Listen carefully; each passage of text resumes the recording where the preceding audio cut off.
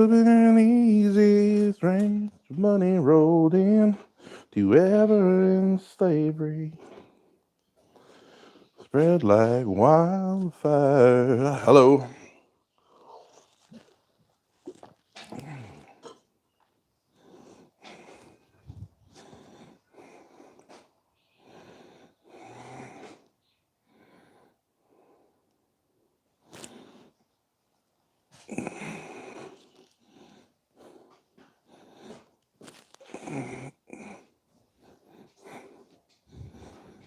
Hello, Paul Orchard, Chris Dixon, Rob, Brad, how are we?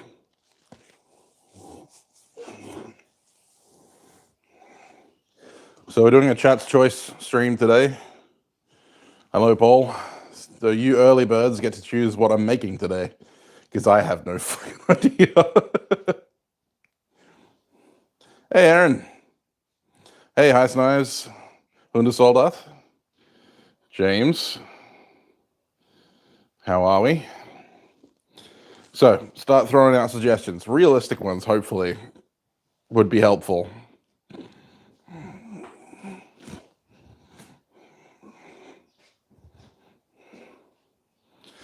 I sound sick. I sound tired. And I've got pretty bad hay fever. It's springtime. Blacksmith diamond.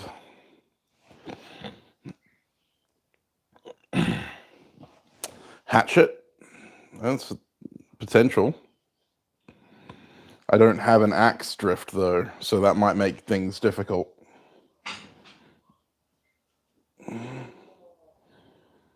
Just the last hatchet drift I made, I sold. Boo in advance. That may be a video that's coming out this week. How about next drift? Send my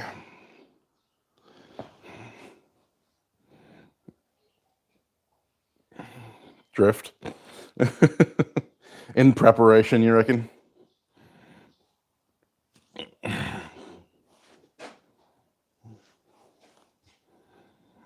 So we've got Sanmai and Axe Drift.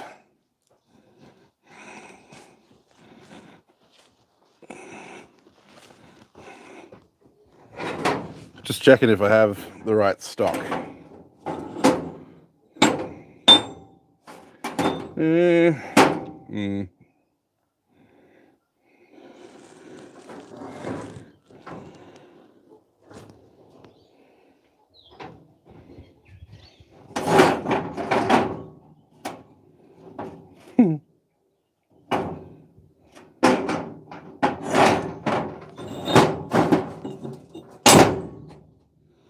Yeah, I don't really have anything that's Axe Drift sized.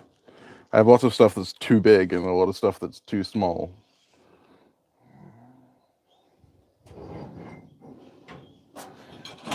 What about over here?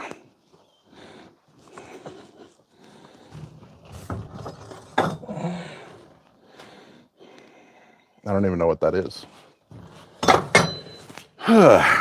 Unhelpful. All right, well, we'll take an Axe Drift off the table for now because I have no friggin' idea where I'm going to find the stock for it. I did, Rob. So many pieces Hundesoldath. Too much. Canister Damascus by hand. You are a jester, Brandon. Hey, Bobby. Hey, Wayne.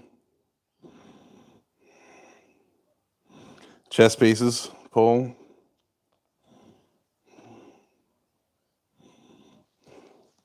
My problem with tooling at the moment is that I don't have a lot of stock sized or appropriately alloyed for a lot of the tooling that I'd need to make.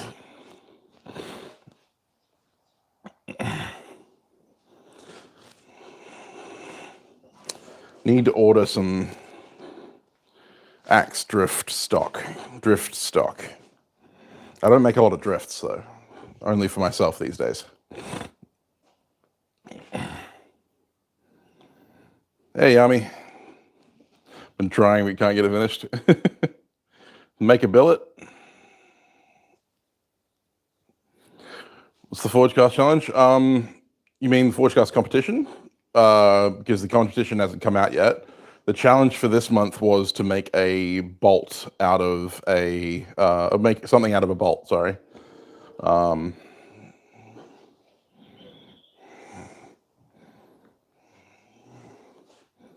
So we have one vote for Sanmai. Any other votes for anything? Suggestions? We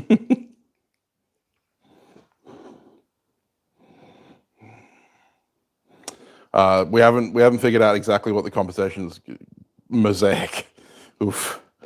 I could get started on a mosaic billet, but there's no way I'd be able to fit a mosaic into a video like this. Layered Damascus by hand. I'd really love the time to prep a billet for that. Load of dice. Make a wrench. Sanmai, scissors.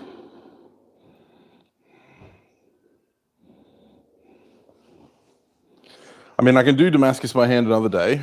If I had time to prep a billet, I would be able to do it today, but obviously you guys don't want to spend an hour watching me grind steel. Sanmai, okay, apparently everyone wants Sanmai. What am I making out of Sanmai?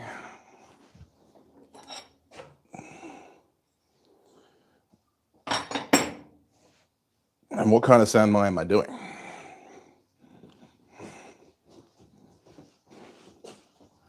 So many options.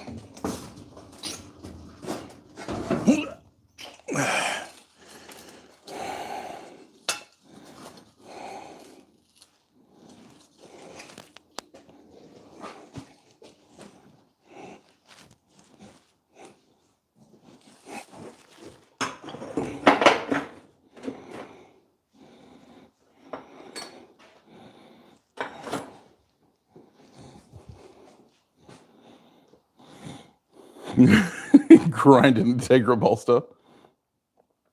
Hey, Jared.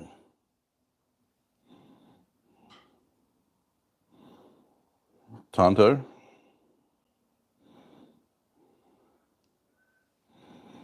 Sanmai Spike. Kumai Tonto. Yeah, okay. You're way overestimating the amount of time that it takes, underestimating the amount of time it takes to prep that kind of stuff. Sanmai. Let's do a puukko. Let's go traditional. And let's see if I can pull it off in the traditional form.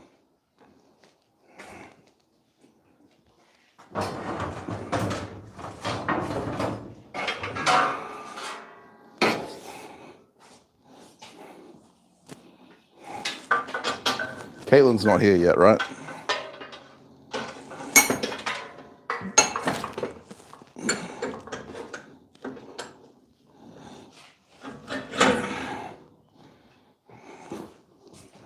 I promise I had my safety squints on.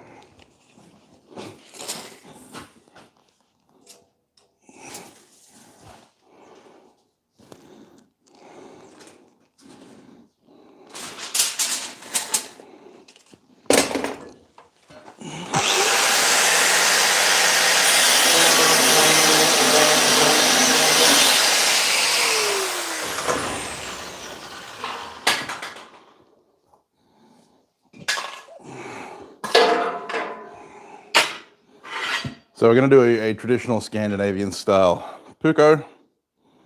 And we're going to do it the traditional method. So traditionally in a lot of the Scandinavian stuff that I've seen, at least from the 18th century onwards, they would take a flat bar of mild steel like this. They would forge it into a U shape and then insert a piece, forge weld it together, and then this end where the bend over was would become the tang. So that's the plan. That's 2 U's and 2 K's. Puukko. The verse flow is fucking amazing. I love it. You finally hit 1,000 subs. Nice. Oh, you're big time now. Crucible Steel puukko. I have crucible steel, but I don't want to. I have to. I have to cook that for a while, bake it for a while first.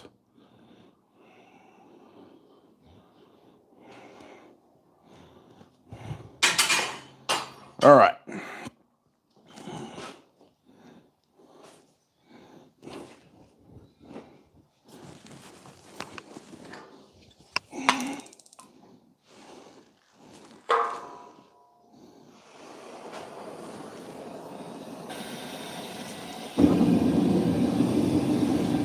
I'm just a regular Joe with a regular job.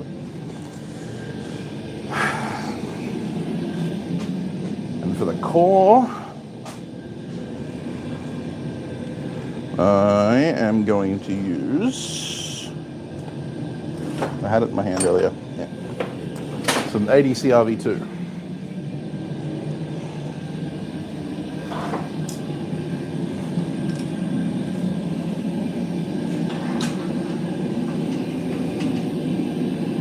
So I'm going to take the steel, mild steel out of the fire for a minute. Prep the core steel. Hey, Robert. Hey, Tech. Yeah, mild steel for the jacket.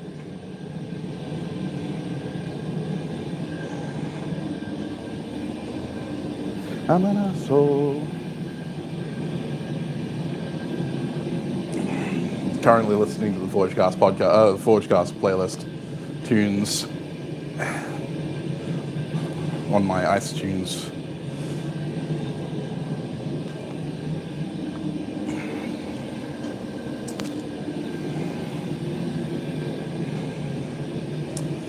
Right, yeah, so doing a traditionally folded puukko. The crow's all right, actually. He's eating this morning, so we're hopeful for his recovery.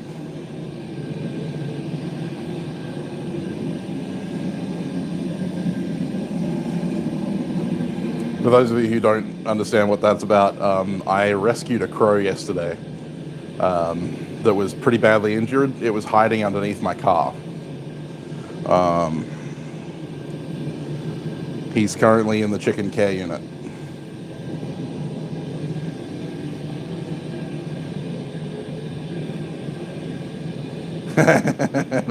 Yeah, and I never really left either, to be honest.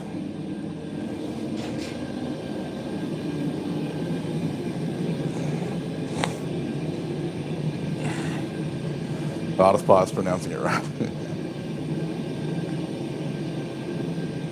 No, not the swoopy bastards. The swoopy bastards are magpies. Crows don't really swoop anyone.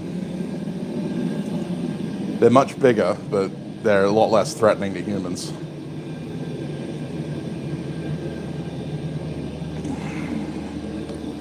Not to say I wouldn't take in a magpie if he was injured. Hey, Aaron. How you going? Aaron Dennis, that is. Crows are what Odin brings, indeed. Well, actually, he had ravens, which are slightly different. Crows are the swoopy ones there. All right, there you go.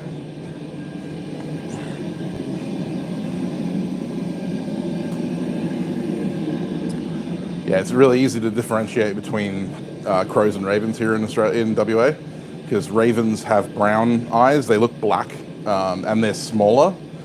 Crows are large, and they have white eyes, like they have pure white around the pupil.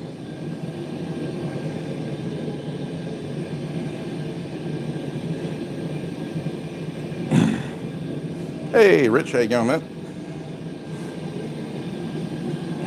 Quoth the raven.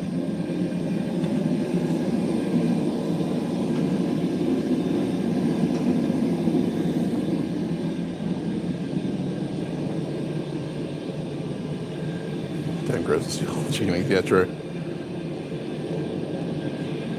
Nevermore. Yeah, it's really cool, Aaron. Crow's eyes are wicked. There's a slight blue tinge to them up close, but from a distance they look bright white.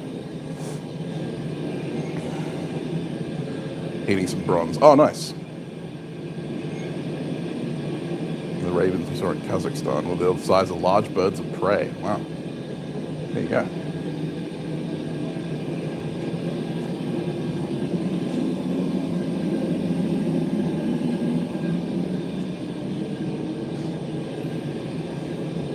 Buzzards, vultures, and rooks. Fair enough. Yeah, we've got a massive crow and raven population here in WA. Size of an Aussie eagle.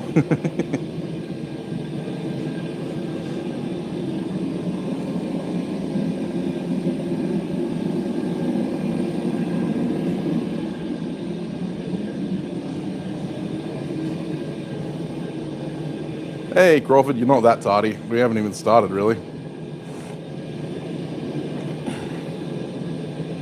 Oh, nice. That sounds cool, Steve. Ballad songs are cool. Unfortunately, they're illegal here, so, you know, can't own one.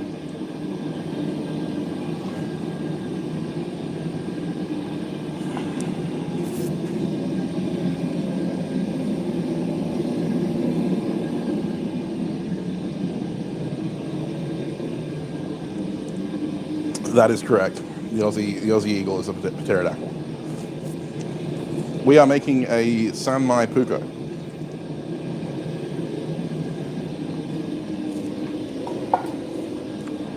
Well, we're going to attempt. And I'm going to use the technique that I was shown on a number of documentaries about Swedish smiths. So we'll see if I can make it work.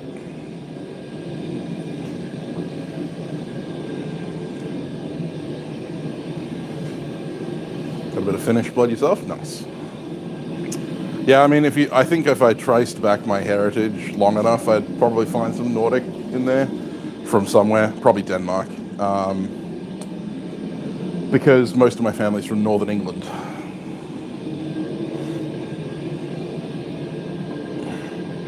Me too, Crawford, me too.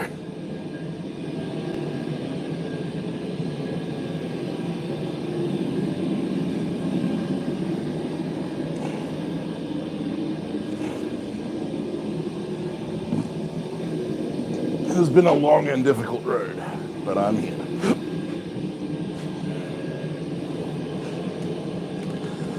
Alright, so I'm just going to prep this core steel. This core steel is 80 CRV2.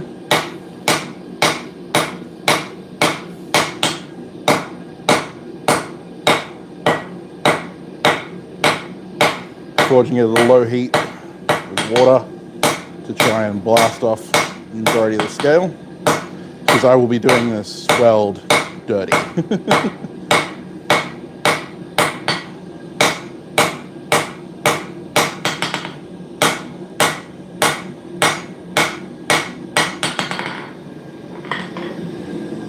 You might need one more heat.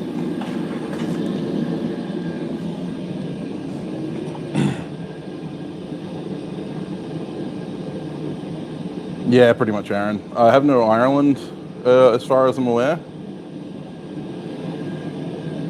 Sam, indeed. Straight Korean. There you go. Yeah, no, both sides of my family are from fairly North England. More like South Scotland, but, you know, semantics.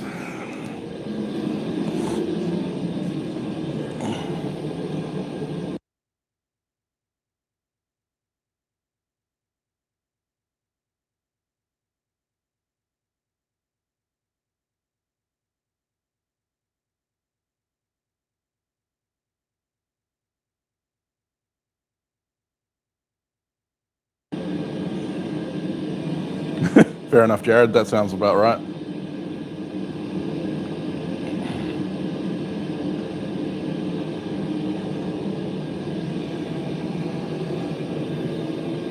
Oh no. That's no good, Aaron. It's a dark time in Australian history.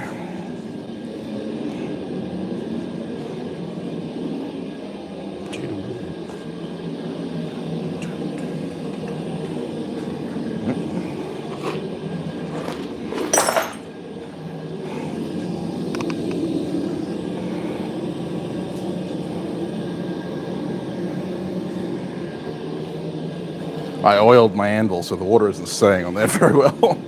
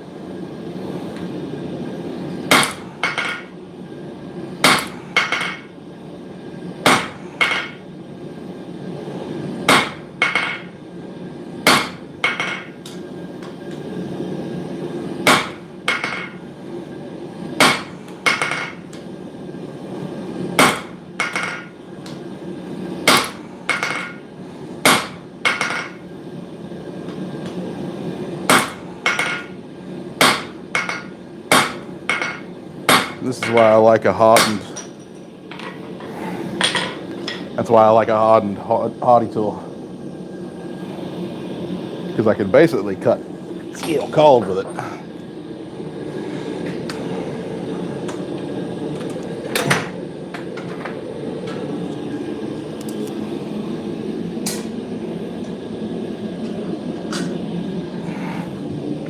So that's our core steel, ready to laminate. Now we just need to fold this mild steel around.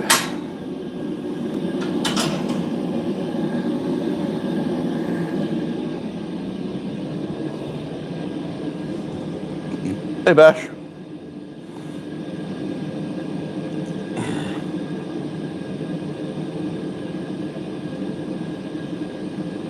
Squeaky anvil, that's right.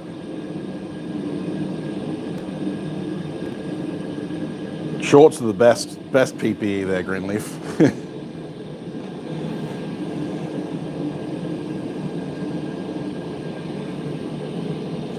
The sides of the anvil are all painted, so it's unlikely.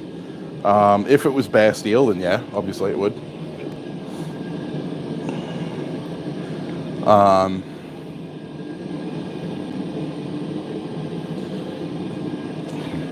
Obviously it rusts the stand that it's sitting on, because that's all steel. And it rusts the anvil face as well over time. But I regularly sand my anvil face with 240 grit, and then oil it. Hey, okay, how you going? Nothing like forge welding utility kilt. Actually, funnily enough, the short kilt that we now associate with kilts was developed by an Englishman. And it was developed by an Englishman blacksmith. So in the late 17th century, yes, I have, Steve. And what ends up happening is you end up taking the edge off the hot cut. But you can always put another edge on. But yeah, so it was developed by an English blacksmith who really liked wearing the great kilt in the forge, but found that the great kilt itself, that had the big, over the front, would catch scale and all that kind of stuff and actually burn. And also it was really hot in the hotter weather, having this large plaid around your chest and around your back. And so he basically created the belted kilt in order to still and free kind of feeling of wearing a kilt, but without the extra weight of the great kilt catching all of the sparks and stuff. So there you go. Forging in a utility kilt is actually very historically accurate. I would love a kilt, but unfortunately getting one in my size would be disastrously expensive. Great kilts are much comfier in cold weather.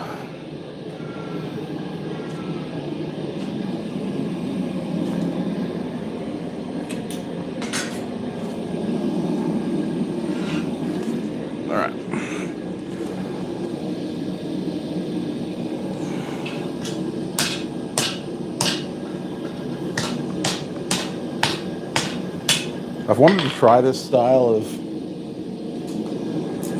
lamination for a long time because it's so simple. Like, it makes perfect sense to laminate in this method.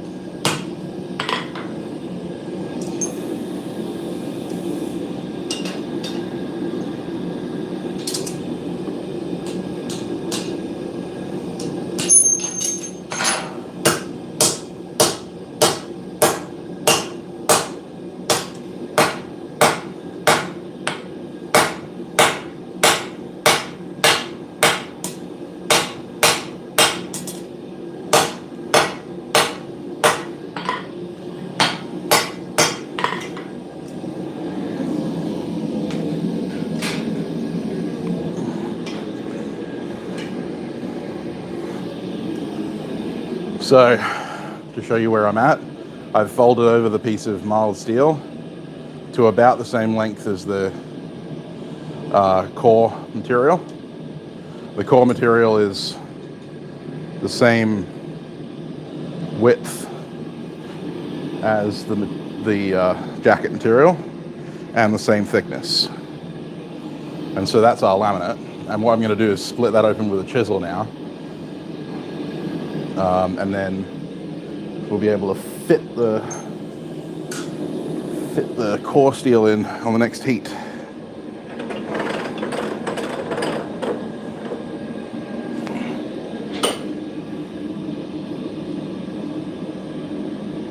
Hey, Domestus.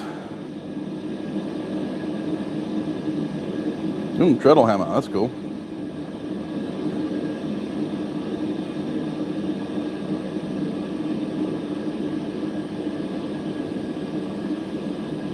Iron Mountain will be the plan, yes.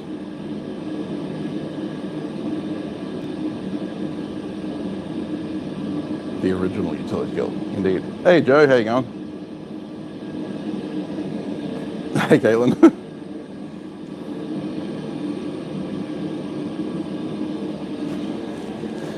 All right, let's see if it's too cold for me to put this hot cut through.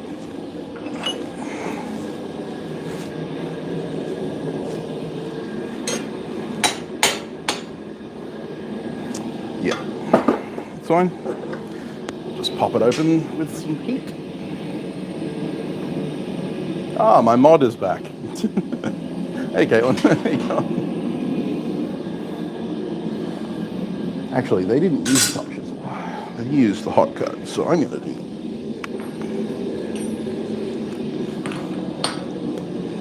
I'm just shamelessly copying the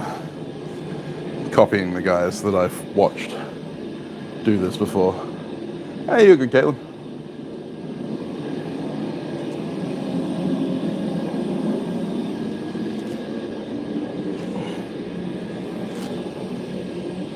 I am, however, going to use this to scrape the scale off the inside.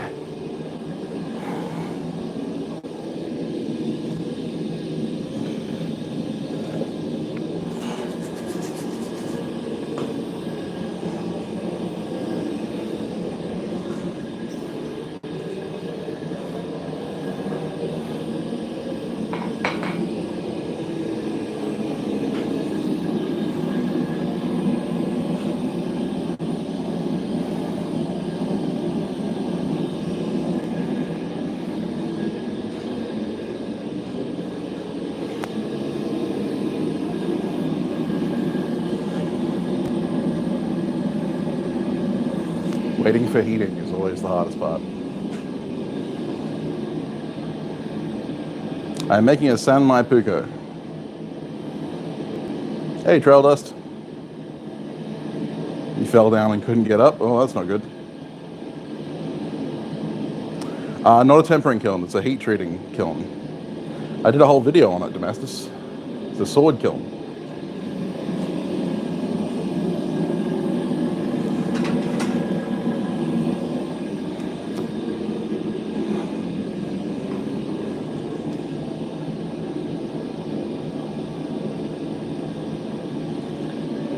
You should definitely try it out, Rob.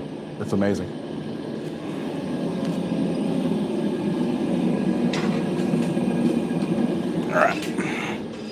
Nice low heat.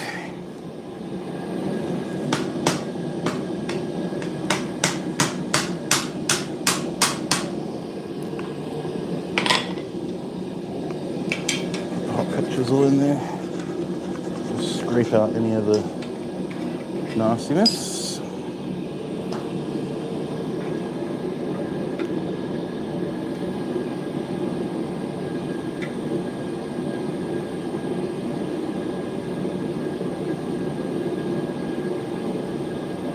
Try and manifest Roy for a bit.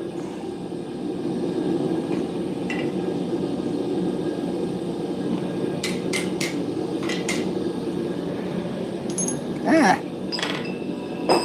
Oh, that didn't go well.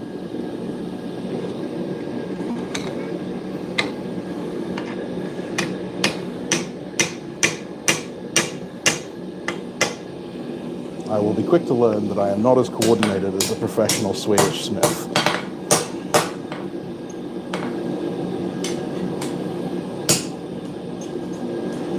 Shocking, I know.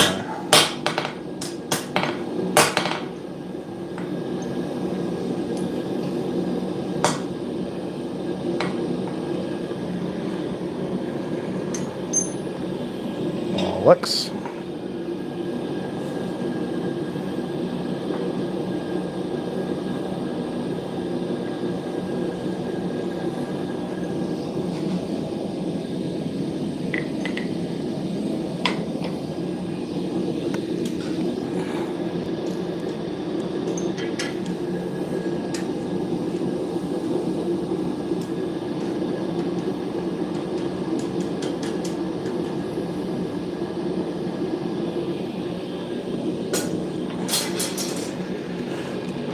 I imagine if I was slightly more practiced at this, I would finagle less.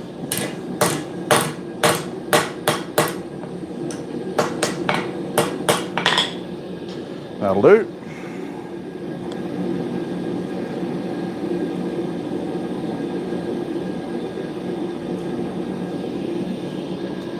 So that's our pre-billet. Now you'll notice that this side here, there's just a gap where it's just mild steel. That's actually on purpose because that's going to be the tang. That's how I've seen it done. So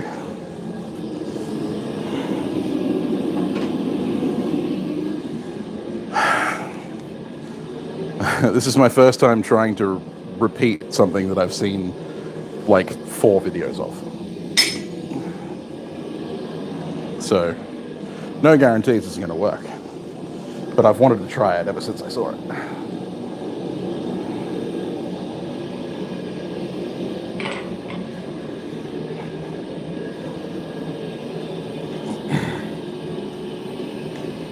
Hello?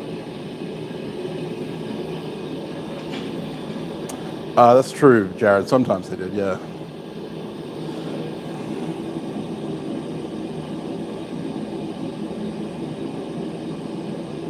After reading specific, you made one by accident. Well, that'll do.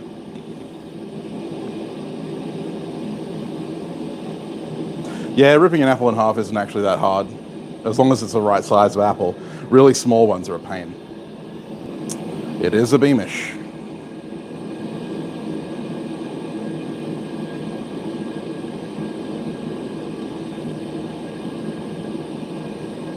Hello, fickle human. How are you doing?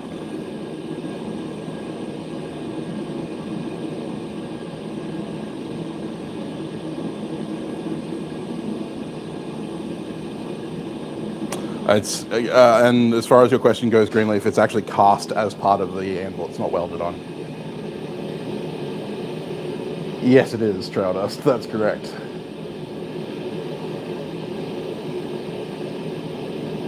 Oh, nice, Caitlin. It could be a rad case hardening kiln too, although the opening's not that large, so you wouldn't get large parts in it.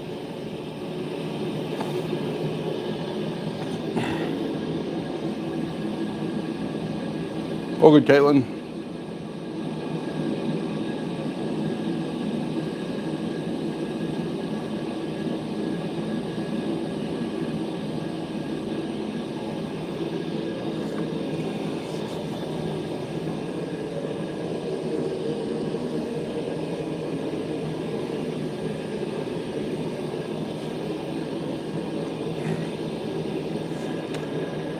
Yeah, there's another company that's currently coming out with them, I think in America. Fontanini handles. They're soft, but they're not, but they're the same shape, basically.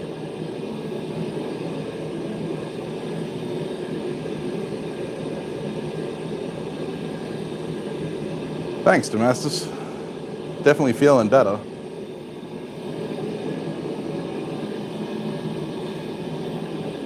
Real prim and proper, yeah.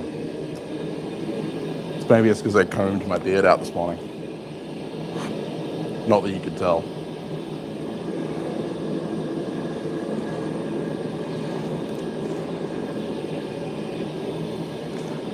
True that, Jared, true that.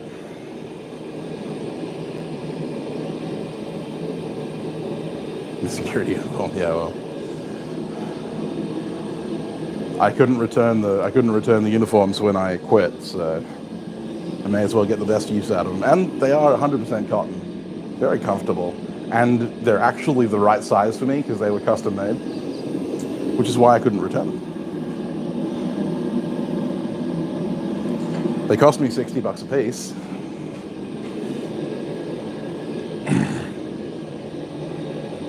Simon Whistler beard oils? No.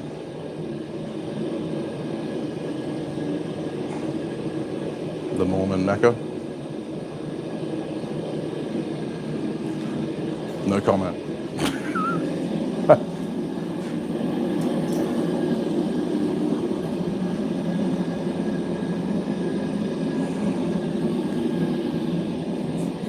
No, Bethel's the JW one. Yeah, and it's much like that. When I started, they were like, oh, you need this uniform, and I'm like, okay. And they're like, yeah, the maximum we give is a 3XL. And I was like, that ain't gonna work.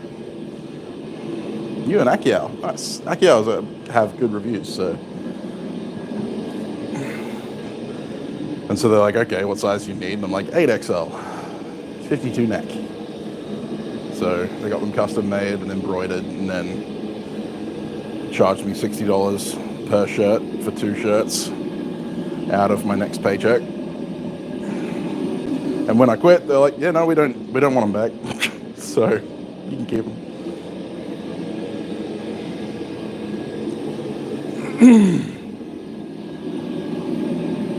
Both of them have quite large holes in them now, but you know.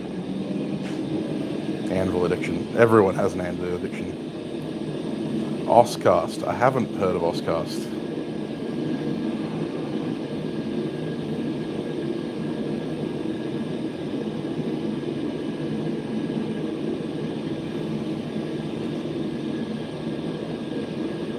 How you going, Byron?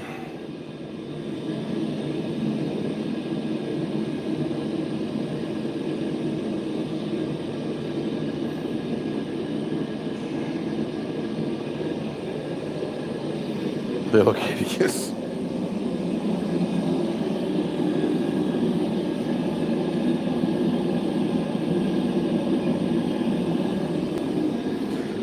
I mean, I would have an amble addiction, but I also have a money problem. So I got to invest in things that are actually going to make me money, and I don't need more than one anvil.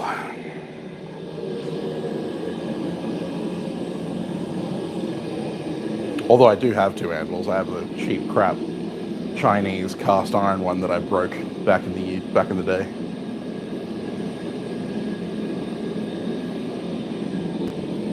Troy's talking to you on the phone from Roy's place. Oh, cool.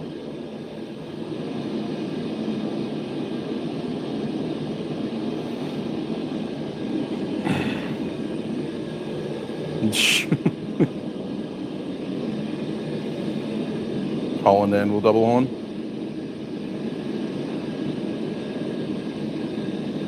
A very fat face like a table. Okay. Oh, the O'Dwyer wasn't a bad anvil. It's a Farrier's anvil, so it's not designed for blacksmithing work specifically.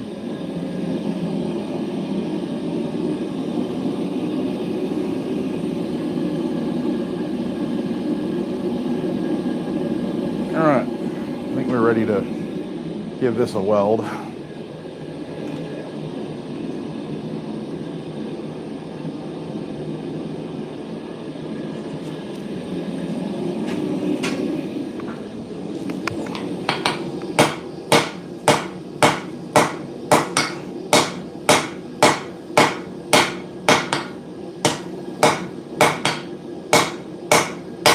Got to close up that gap behind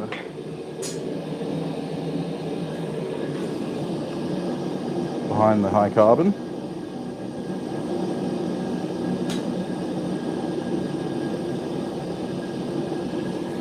Oh, hello, Mr. Spider.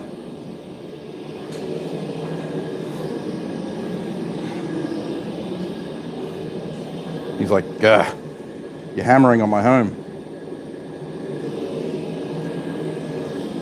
He just went down the Pritchell hole, which probably wasn't the smartest move.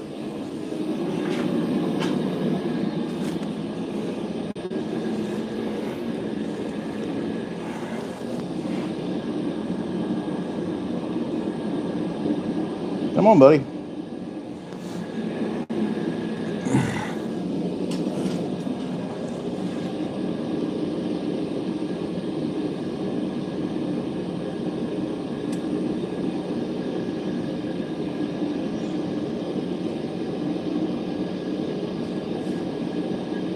I promise you don't want to be down there.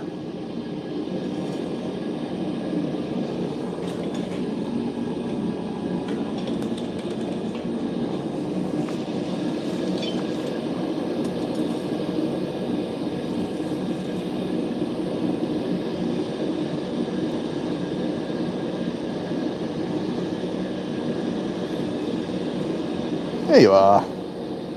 Come on. Attaboy. Come on the stick. Get on the stick. I'm trying it. No. Alright then. Fine. You do you, buddy.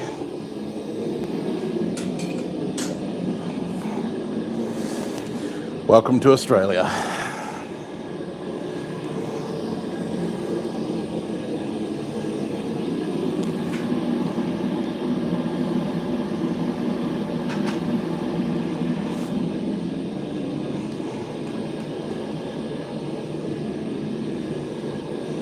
Hey, Daniel.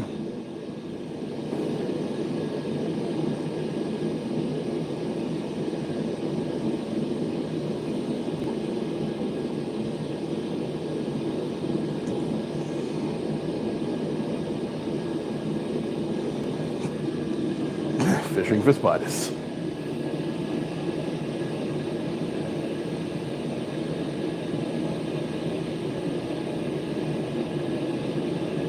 .5 mil is really thin.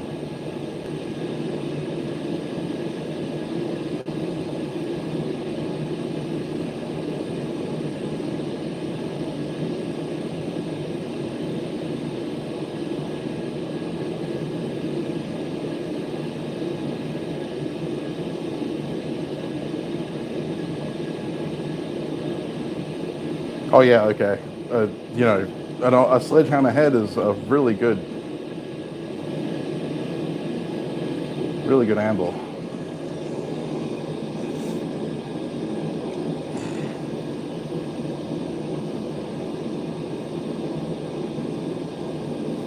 The Ozcast anvil is a hybrid.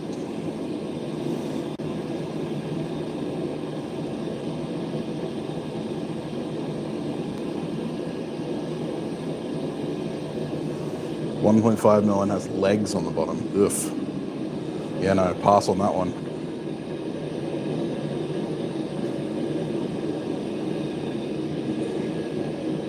Cole Township Village. Not familiar.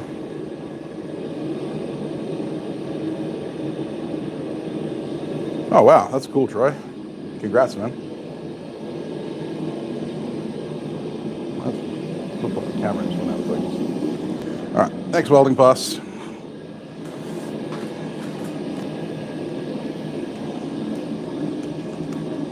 Well, Beamish anvils are pure cast 6150. 62 Rockwell at the face.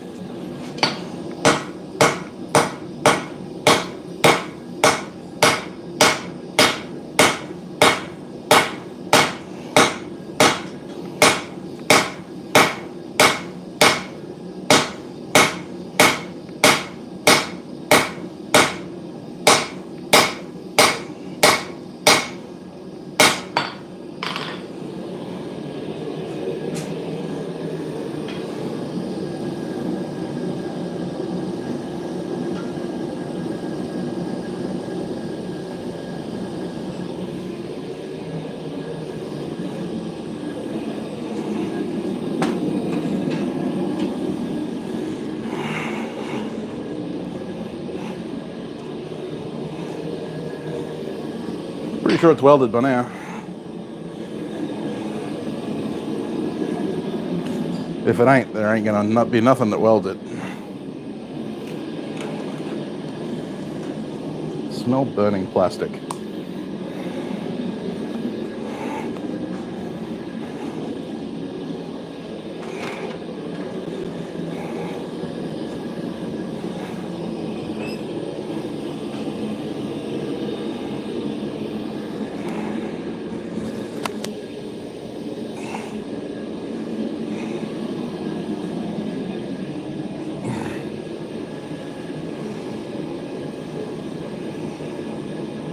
Spider Damascus.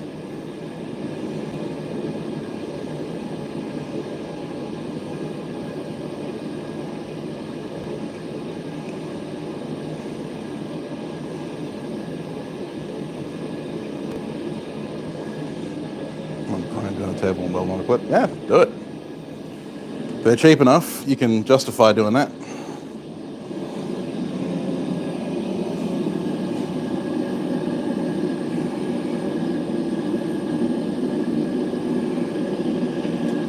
One of the problems I have with the Iron Mountain flux in my propane forge is purely that I can't tell when it's fully at welding temp unless I'm looking at the color compared to the rest of the forge, because it doesn't bubble, it doesn't flow, it just sits there because of the cast iron powder in it. It's a very dry flux in comparison to stuff like borax or shore weld.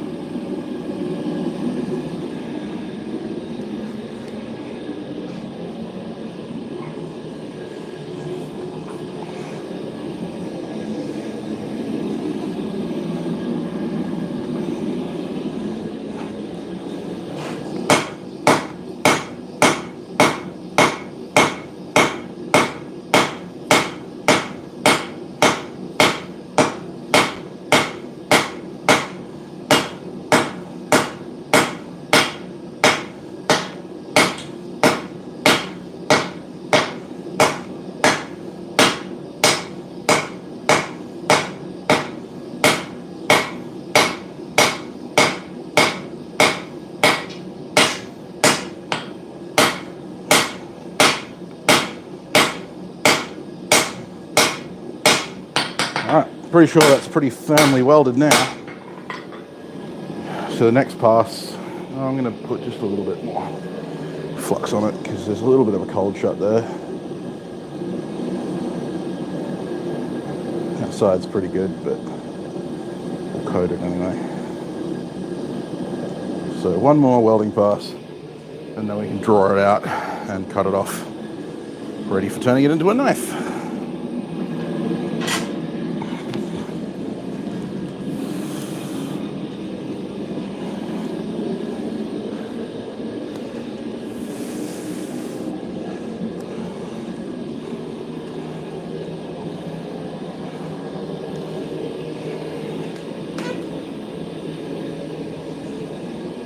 Brazing flux.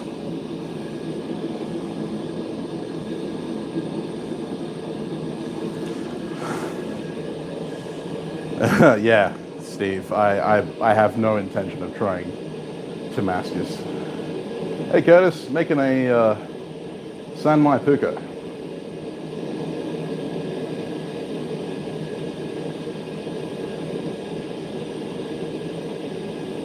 The cast iron powder is not to add more carbon, it's purely to assist in the weld. Walmart online sells Damascus.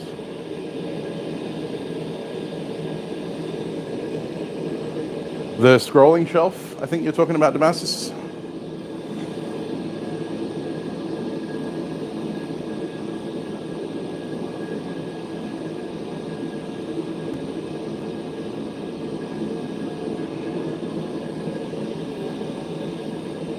Damascus is titanium Damascus. Thanks, Curtis.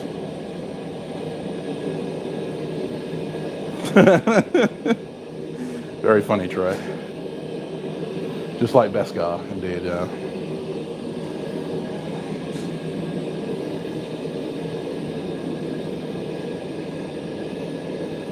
Damascus feels like cold steel and bloody samurai. Yeah, tell me about it.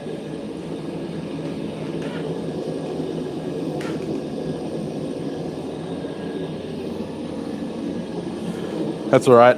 We've got Ali Bastain, who makes Bastanium, which is a titanium zirconium Damascus. One of the only guys I know that does it, and it's freaking incredible. Don't think he's tried to patent it or anything, but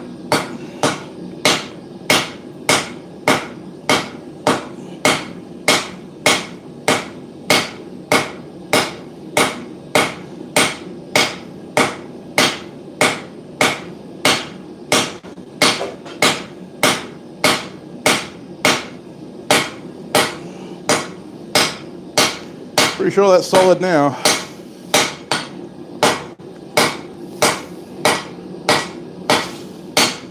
Looks solid. All right, time to draw it out.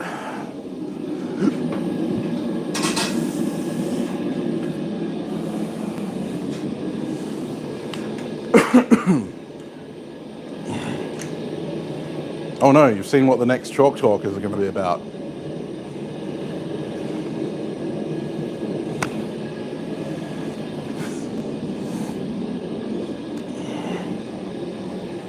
However will I recover? I have to say I am very happy with the response to the most recent Chalk Talk video, or the first Chalk Talk video on my channel. I'm overwhelmed with the amount of people who enjoyed that video, which makes me very happy. I really do appreciate it, and I'm glad that people want to see more of it, because there's lots more to come. So many topics, so little time.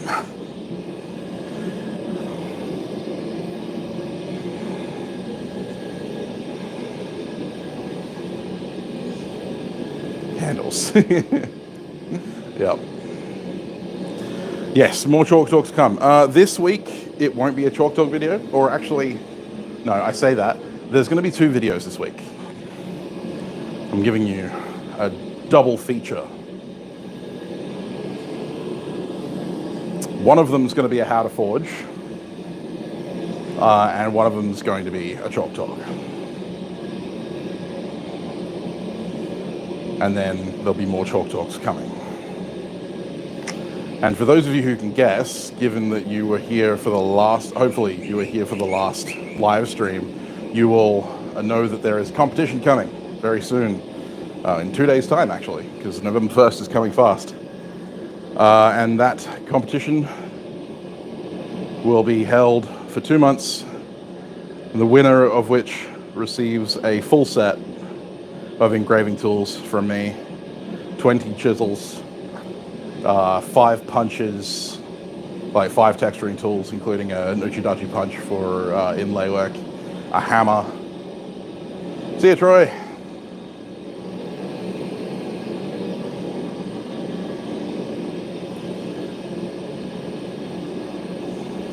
Also, a doming punch, a scribe, 4 Hisage scrapers, and 6 blank chisels for your own making. And the 1084 wrought iron hammer, which I made. Second prize will be one of my hammers, of your choosing. I'll have a Viking crossbeam, English cutlass hammer, or yeah, a number of different hammer styles. And then the third prize, bronze prize, will be 10 hand-forged graver blanks, W1 graver blanks. You do need another hammer. Well, you should get in on the competition.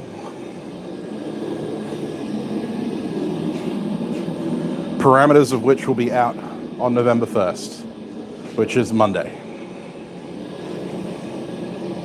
You'll have 2 months to complete the competition. It'll be announced, winners will be announced on January 1st.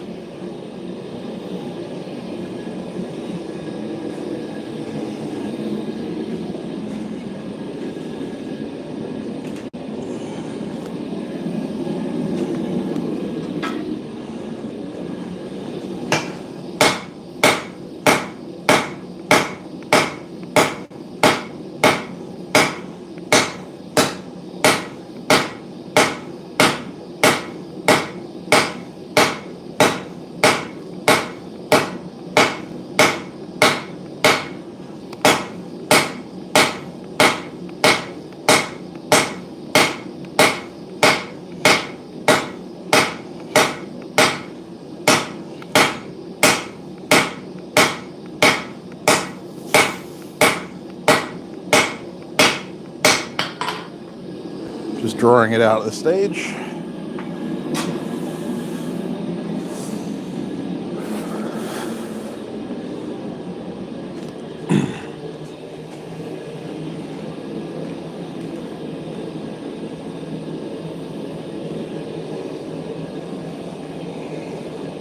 No, it's not on the Forge Cast. This is purely run by me. There will be a Forge Cast competition coming out soon. We're working with Ryan from Otway Fiddleback on putting together another competition for the Forge Cast, but this is my competition. But it's deer season. Sorry, Jared.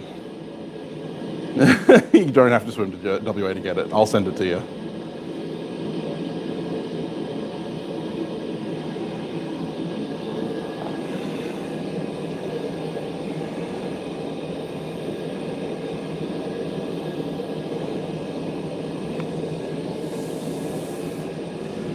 This building wasn't entirely prefabricated. My dad actually built this place.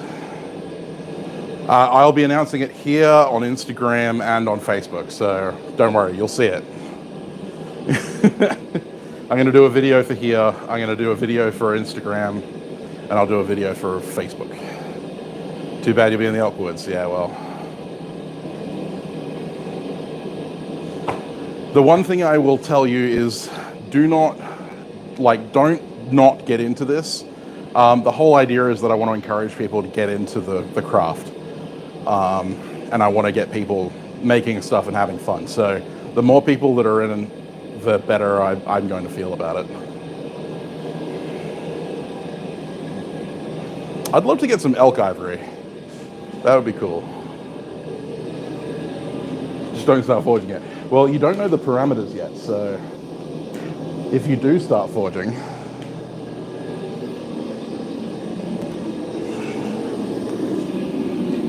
you might end up forging something that doesn't fit the parameters, in which case you're going to have to start again anyway.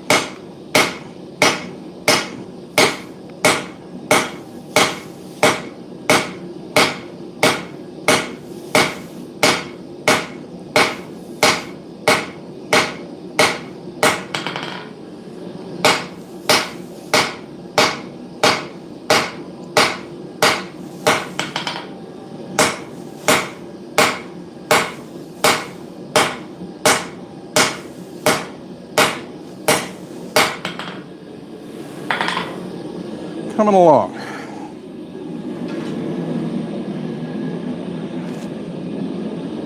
This is going to be more Luku sized than puukko.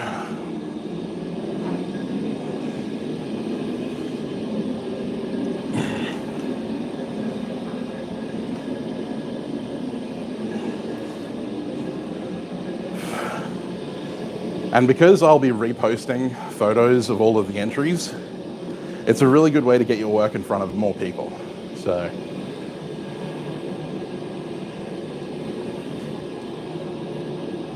I don't see why not, trail dust.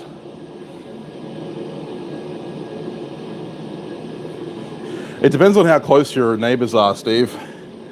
They're not actually that loud.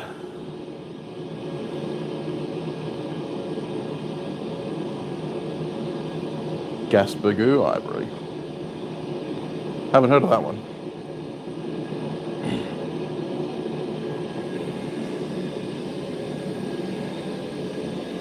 Schmerz flow rig, good.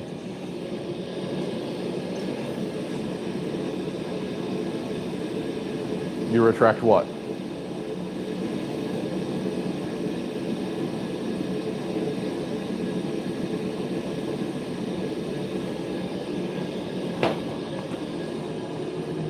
One step before, yeah. It's a sharp and pointy. It is a sharp and pointy.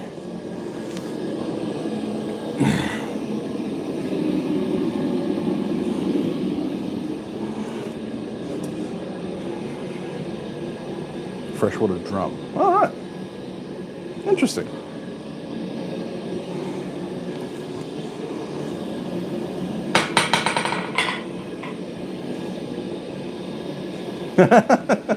Well, you can opt out of putting it in front of other people, Wayne. Although you will have to post photos somewhere, even if it's to my email.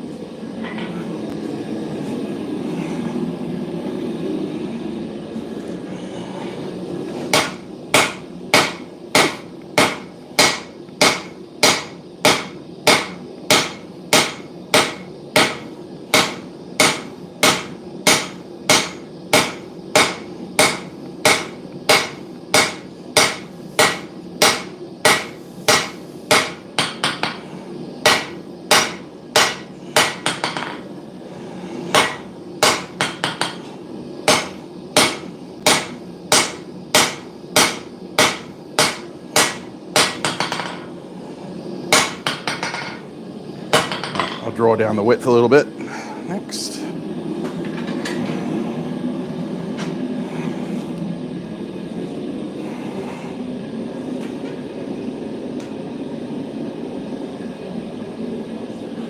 Hey Caitlin, we were talking about the competition coming up. Sharp and pointy, you're out? Give it a shot.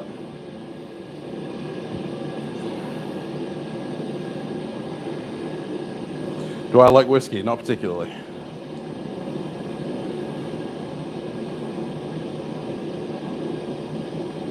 It's not going to be a Claymore.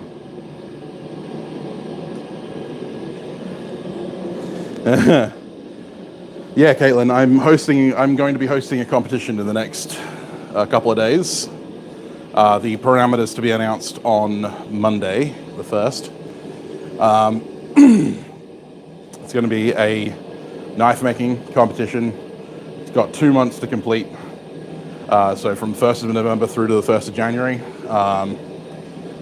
And it is going to be held, the first prize will be, it's not going to be a sword. And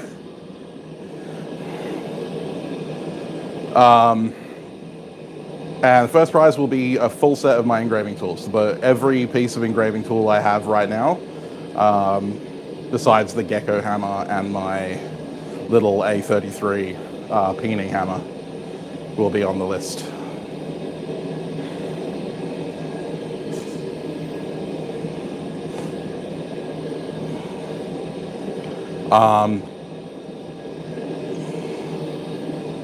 Put the parameters on the chalkboard. I will be. Some Metza Bowie. Muso. Here's the garbage on the shop floor. I don't know. Not everything on the shop floor is garbage.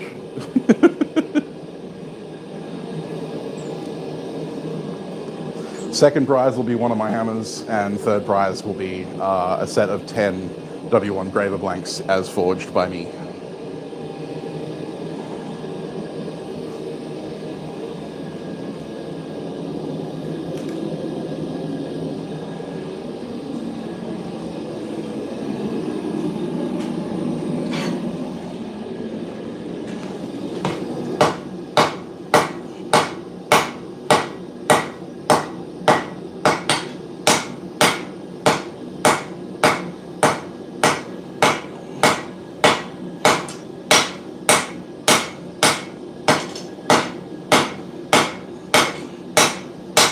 The trick with sandmai is to keep it turning,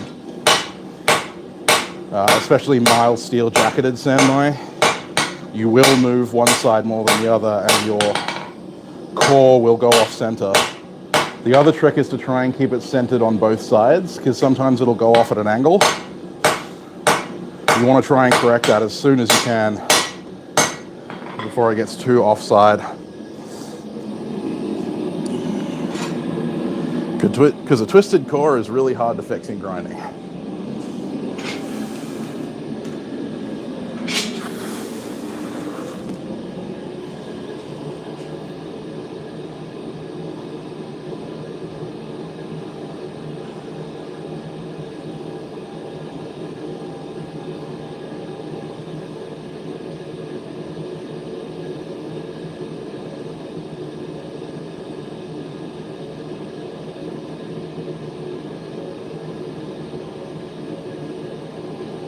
It will be mono steel. It'll be open to knife makers and bladesmiths. It will be open to vegan knife makers. And yeah, I like using hammers made by other makers. I use my own hammers quite regularly, but yeah, I'm kind of working on the goal of having a hammer from every one of my favorite knife makers.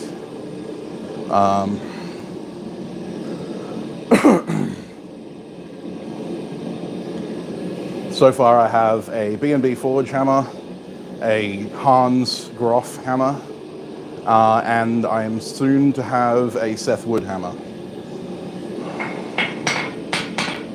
But there are many more hammers that I want. Hello to Brisbane from Perth.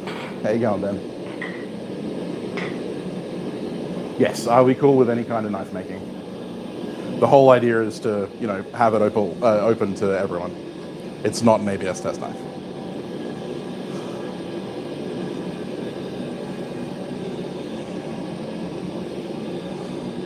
Yes, Wayne likes the mountain hammer. That'll feature in my next video, actually.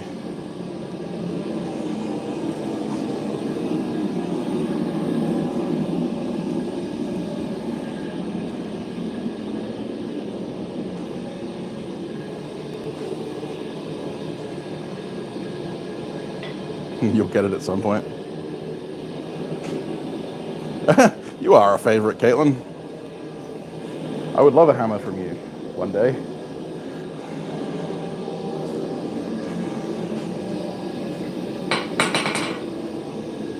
I mean, I didn't go looking for the B&B Forge hammer, it found me. And now I use it pretty much every time I light the forge. Bob just sent me one out of the blue.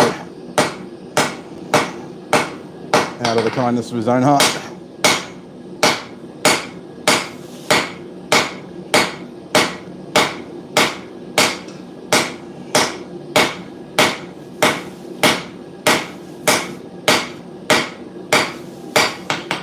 I traded Hans for his hammer.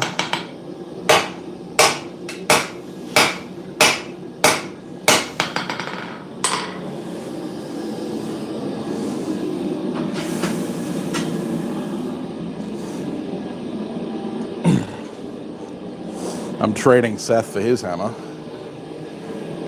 I'm not against trades.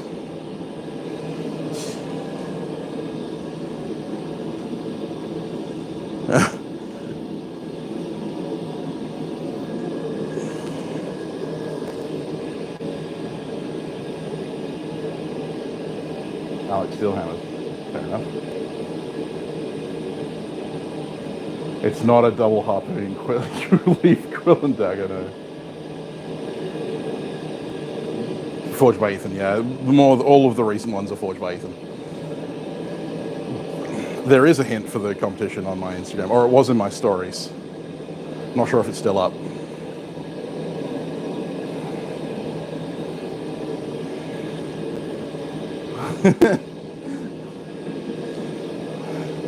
It's true, Caitlin, we do.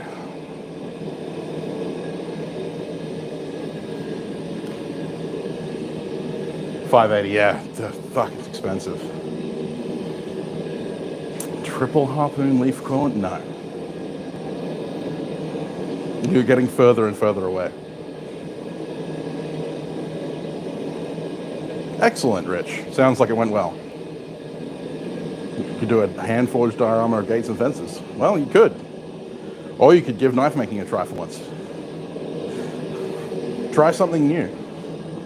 That's the whole point of these competitions, to get people to try stuff they haven't tried before. Or if it's something you've done before, I want you to try harder. I want you to do something that you know,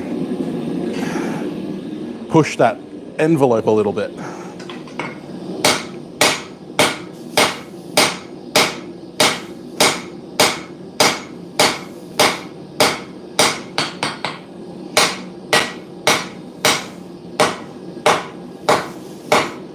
I'll tell you what, if it wasn't solid, I would have de-lamed by now.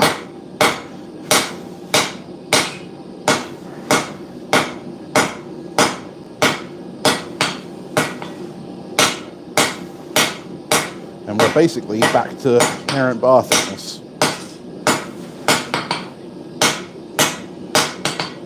Which is what I was aiming for.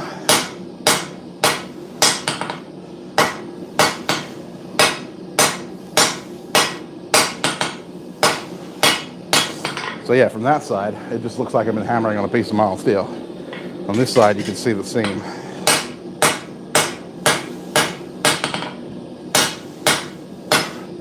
It's a lot of work to turn an inch and a quarter bar, inch by quarter bar into back into inch by quarter bar. All right, now we got to cut it off the bar.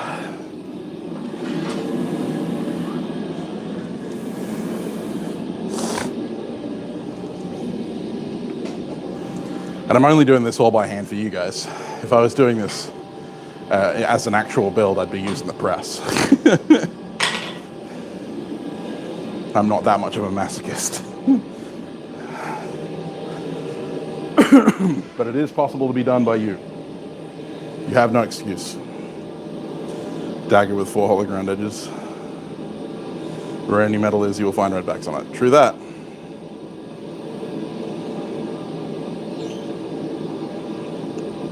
Exactly, Wayne. Couple Aussie snakes. Yeah.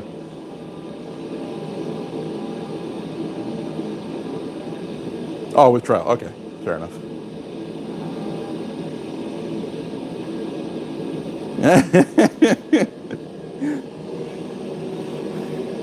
But is it, Caitlin? But is it?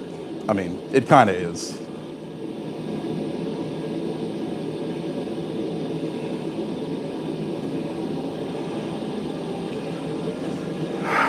Yes, redbacks and black widows are basically the same.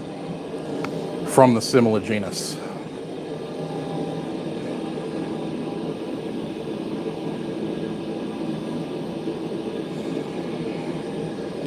Just gonna go get a drink. I'll be back in a sec.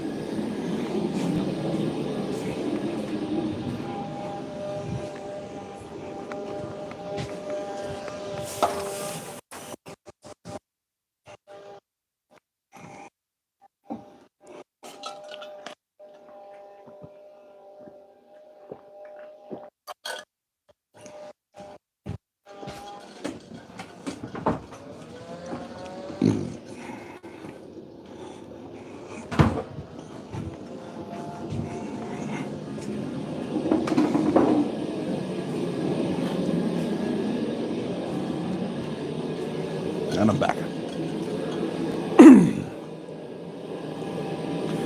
Yeah, similar.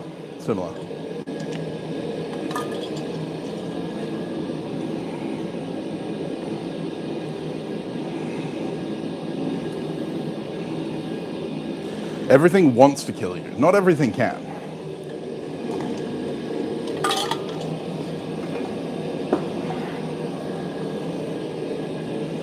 Land, air, and sea. Indeed.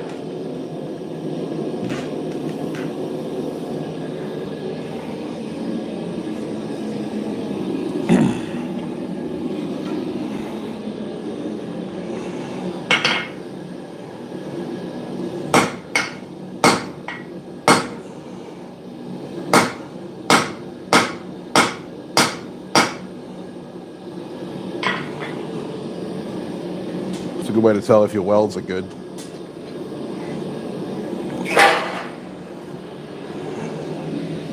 Hot cutting through laminate is always a risky business.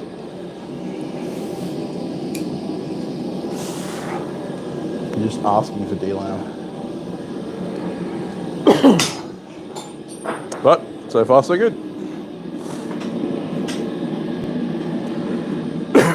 Excuse me.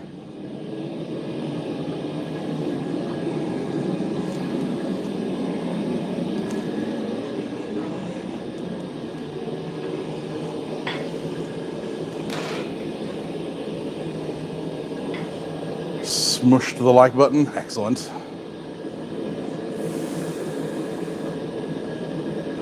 Yes, I have heard of Nice Steel Nerds. They do a good job. And how you doing, Oppo? Hey, Thomas. Sydney Funnel Web, yeah.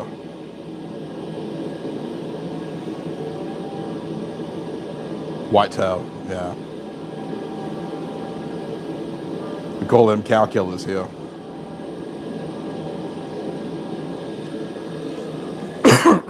Portuguese man of war. Yeah, they're only in the north. It's too cool down here for them.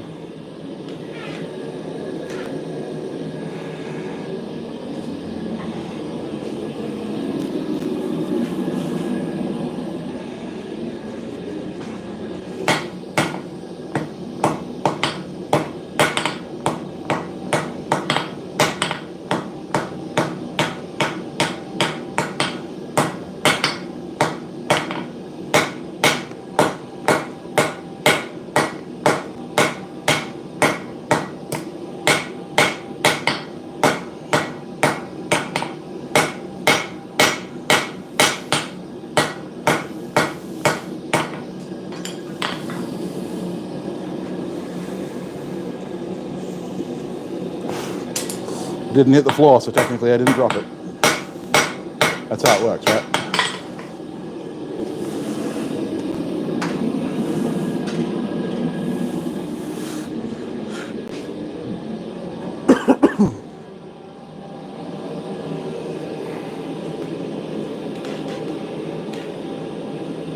Spies with guns. What did I miss? Oh yeah, daddy long legs are awesome.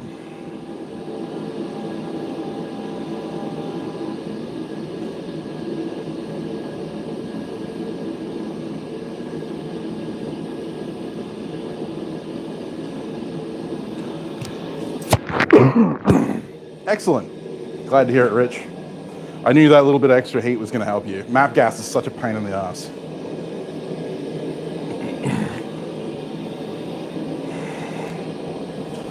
You're probably going to have an easier time or like a cheaper time of doing it with a torch, like with oxypropane, like I do, but electric will work. San Mai puukko, yep, that's what we're doing.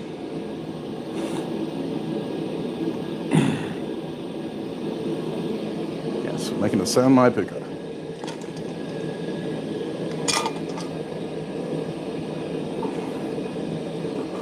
Copper's fun.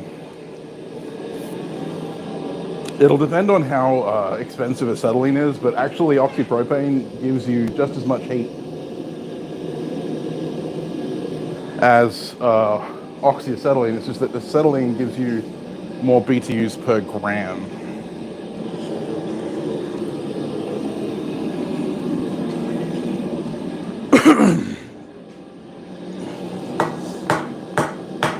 I have cut 12 mil plate steel with my Oxy LPG kit, no problem. So I don't think I need anything bigger than that. Unless you're going to start cutting rail track in half with it. But I found out recently that all the guys on the mine sites up north only use Oxy LPG. They don't use oxyacetylene because acetylene's way more expensive and explosive.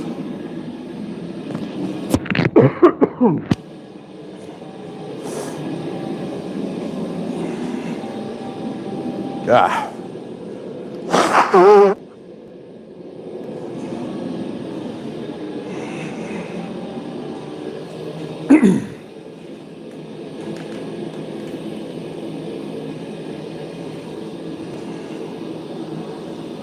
Pours into Orbeez. Yeah, they're pretty cool. Well, Oxy LPG can be reducing as well, Rich. It all comes down to your air mix.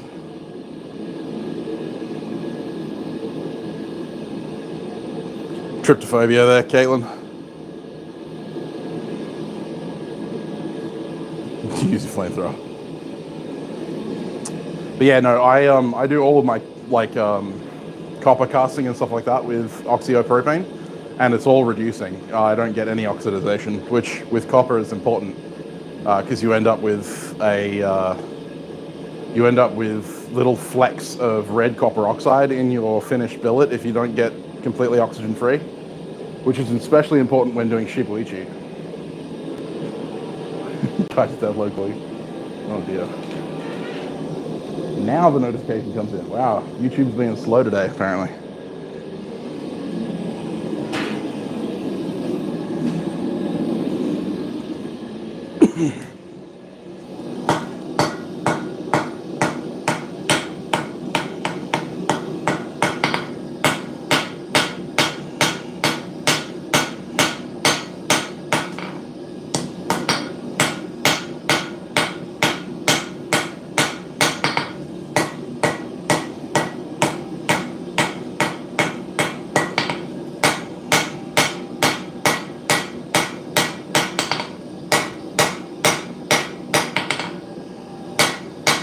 Right, so that's the blade profile. Now we'll just draw, I think might set the shoulder first, and then we'll draw the distal taper. Remember, this being San Mai, we're not forging the bevels because we want to keep that core central.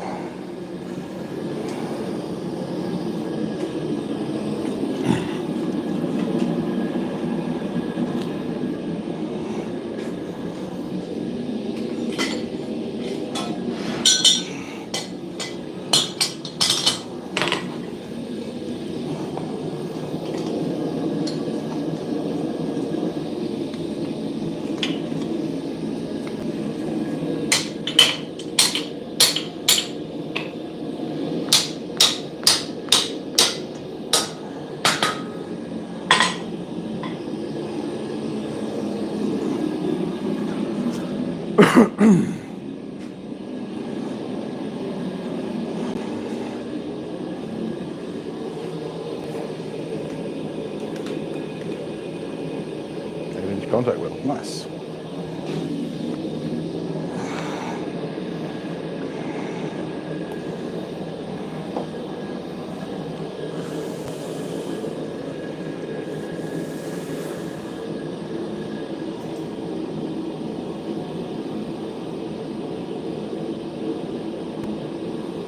Oh yeah, that would have been scary as hell, Tech.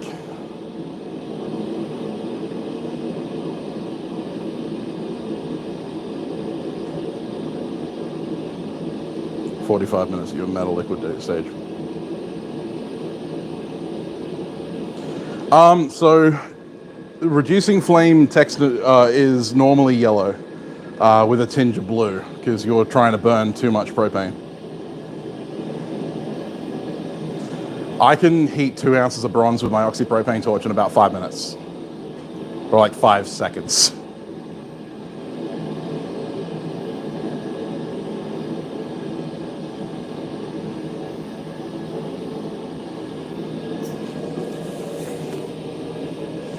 Preform every time. Yeah, I've been my glass platen smashed on my flat platen, and I'm waiting for the replacement to come in. Yeah, I accidentally broke it, so I got to replace it. So I've been using my contact wheel for all my work, which isn't great when I'm trying to make flat stuff, but really good for making other stuff.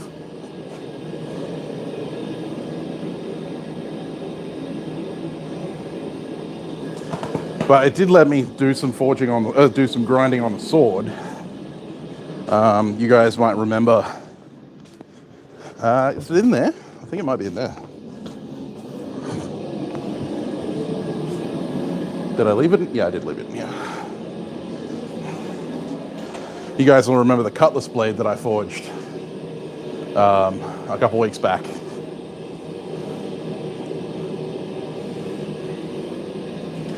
I got this all ground up, and you can see, hopefully, here is the transition, and that's actually a bevel going towards the spine, and that thins out the material to give it that flex for HEMA. But this thing's already nimble as hell. I cannot wait to put a hilt on it and get swinging. But yeah, no, I'm really happy with it. I'm really happy with how this came out.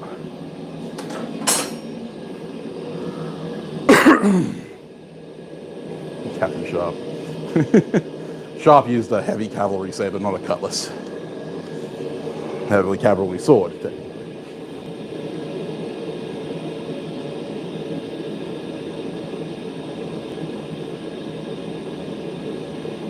Yeah, I was very happy with the outcome of that whole experiment, and that means I can go ahead with manufacturing a number of HEMA cutlass blades for my club.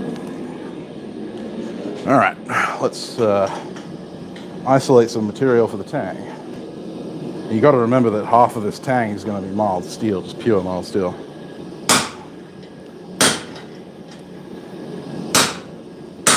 And this is why I like wedged tools, because they don't bounce at all.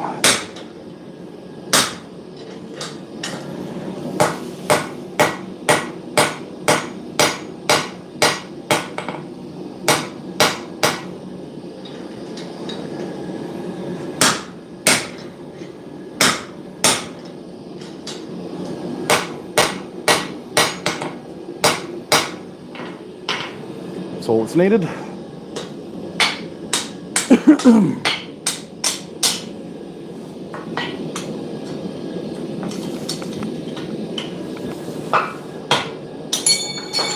Like comparatively, it shifts around.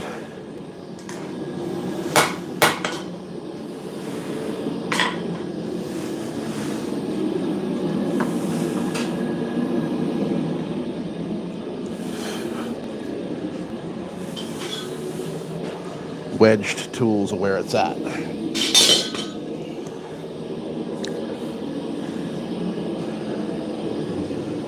Whew. 1 minute.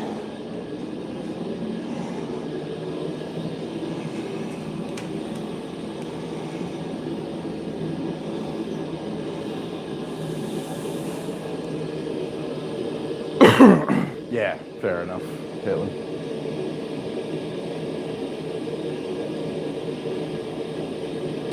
Ever watched 1864? Can't remember that I did. Sword fighting, indeed. I'd be interested in seeing what temperatures they get up to, Aaron. Not okay. See you, mate.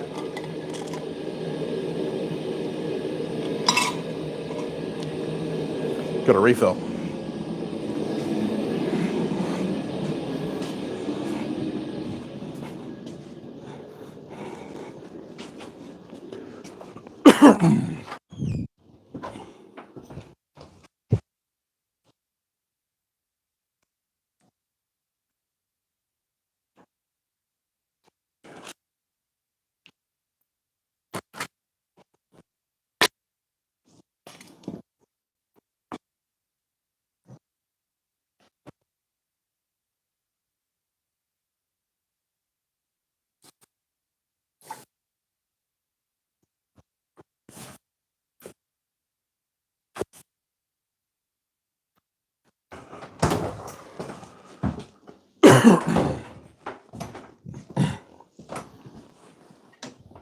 Oh.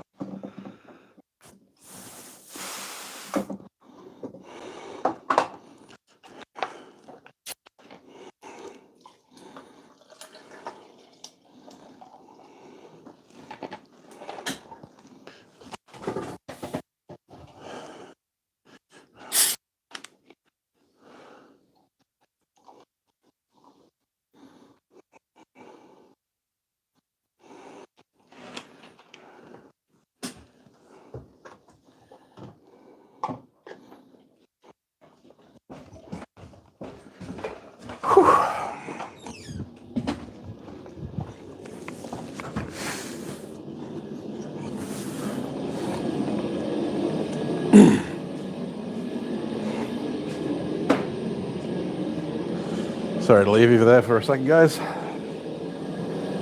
Oh. Gonna have to make myself a new headband. All right.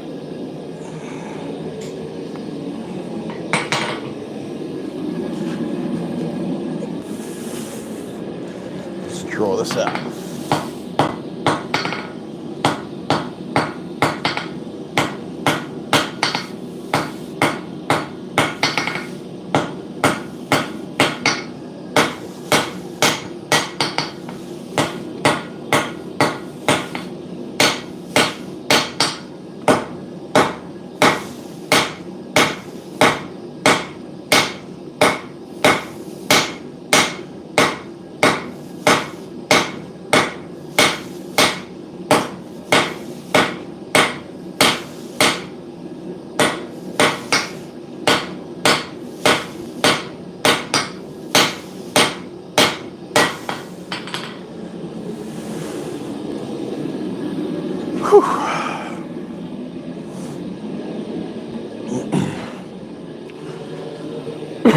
How are we all? Hey, Kat. How you going? Long time no see. What Bowie challenge?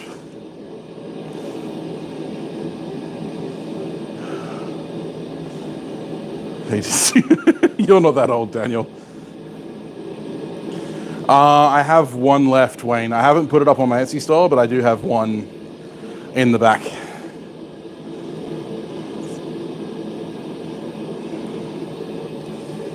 Why is that? I'm waiting on an order of more frames and tool stock.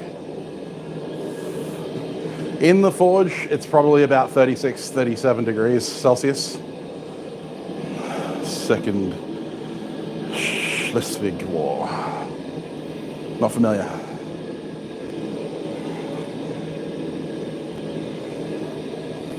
'60s for me was all British history, so Boxer Rebellion, 1860. It's probably Zulu wartime, somewhere around there. Yes, they did, Jared. Dano-Prussian War.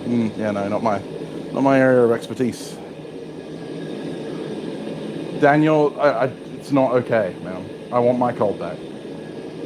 Yeah, it's American Civil War time as well, of course. They did, Caitlin. They did. Just a bit. We're set to hit $2 a litre for fuel here very soon. Getting a bit insane.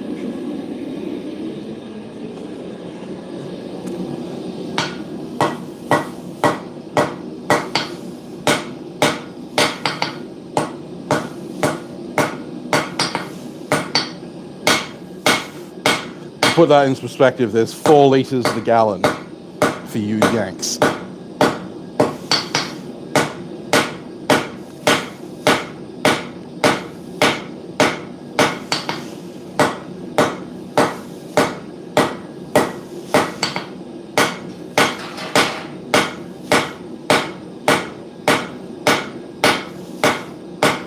Because the tank's mild steel, it's a lot easier to forge up.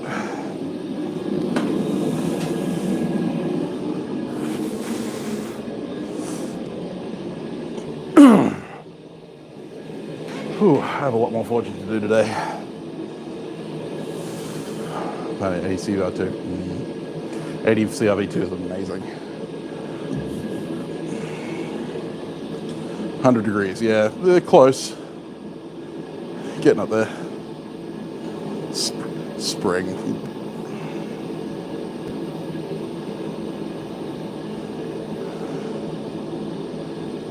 Any idea when I'll be putting in Etsy? What, the guillotine tools?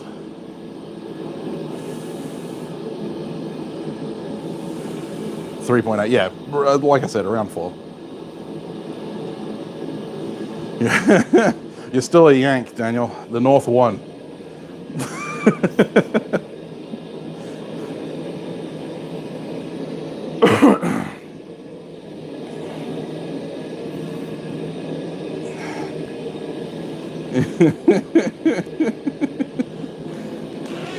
And yeah, technically you're all North.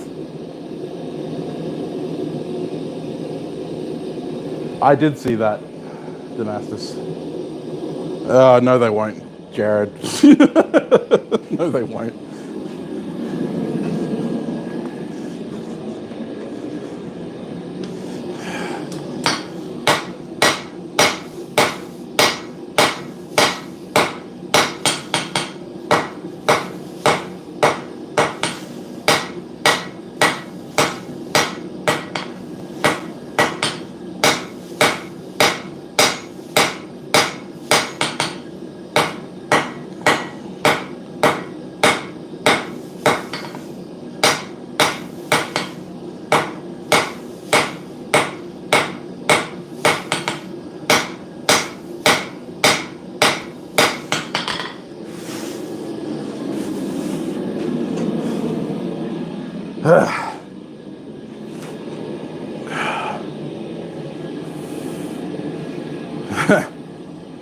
There you go.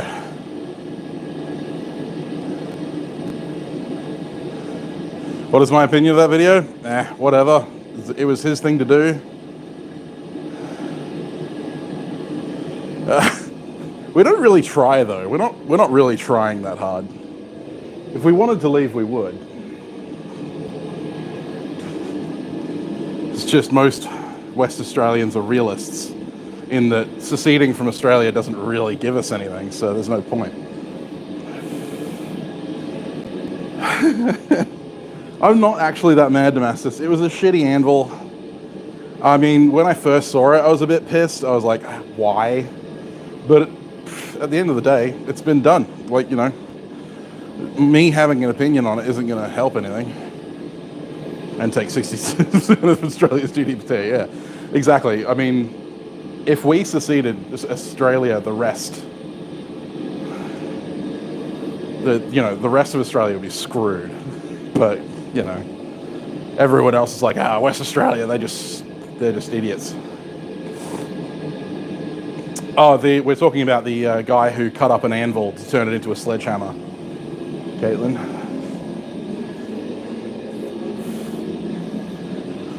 There was a video that went around a while back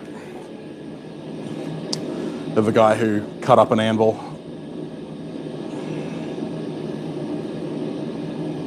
Victoria is for visiting, yeah, well. I do plan on visiting Victoria in the near-ish future.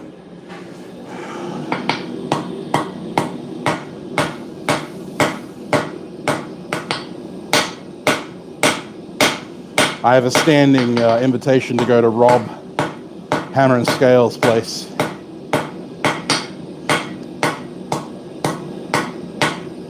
And he's in rural Victoria.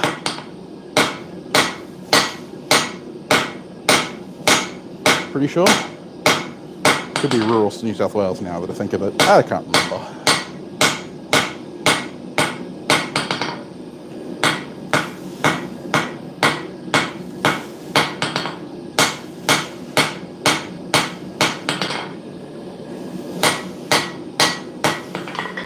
Figure, seeing as I'm going traditional in the lamination technique, I should go traditional in the finishing as well. They forged pretty much perfectly to shape. So, yeah, fishing down here is great. Going to Rob's? Yeah, maybe too.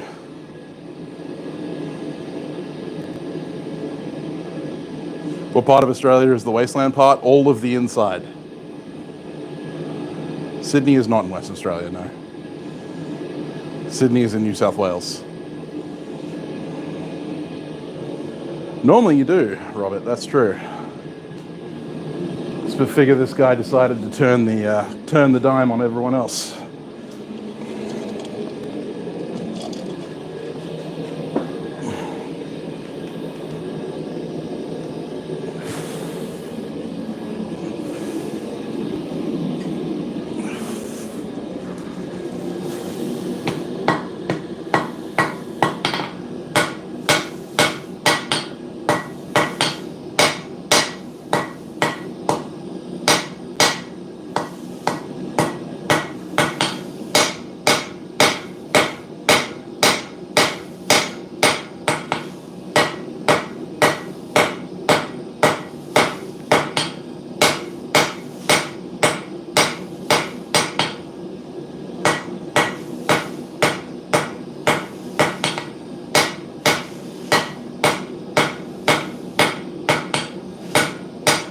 All right, one more heat on the tang and we'll be able to flip it around, work on the distal taper of the blade.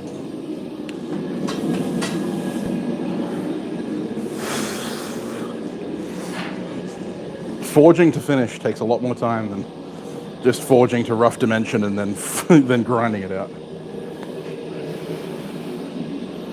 But for me, it's so much more worthwhile.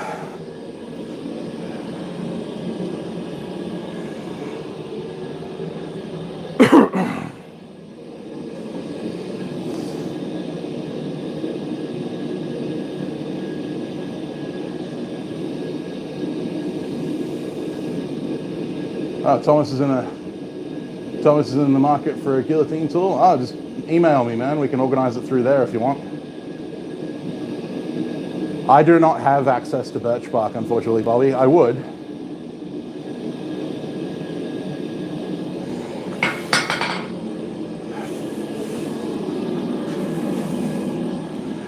I would if I had access to birch bark, but birch doesn't grow in Australia, so.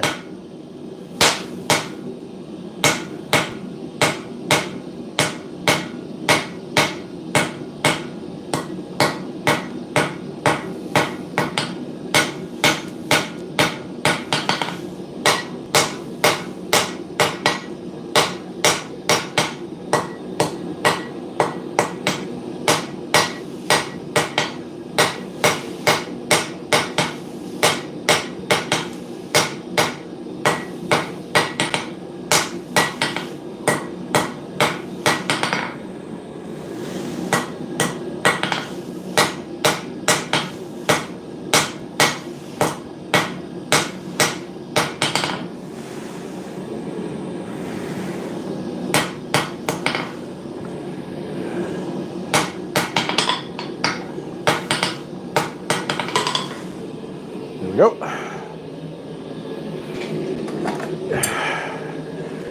And now we just flip it around and work on the distal taper in the blade.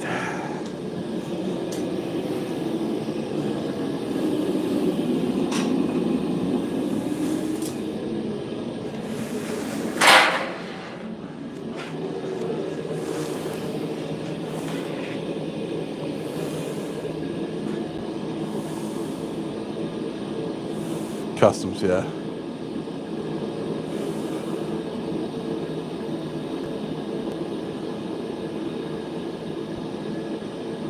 I have no idea if they'd let you send it. If it was below the moisture content rating, I think you would.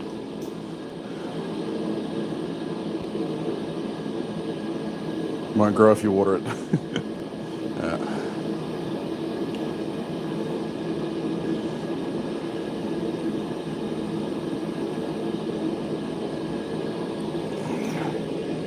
Yeah, I mean, I've had my anvil so hot that, you know, it'll burn your skin, but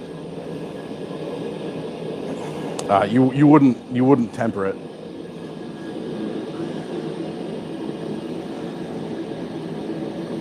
I mean, you could detemper the bick, yeah, sure, the horn. You don't have to seal the wood; it just has to be below the moisture content.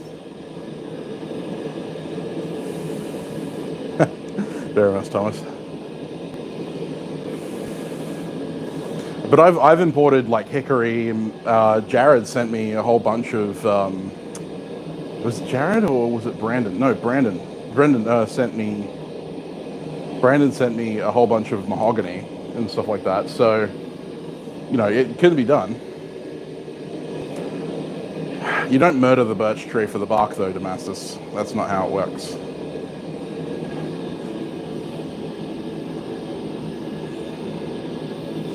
Aspen.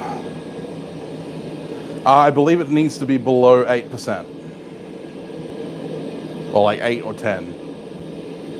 Something around there.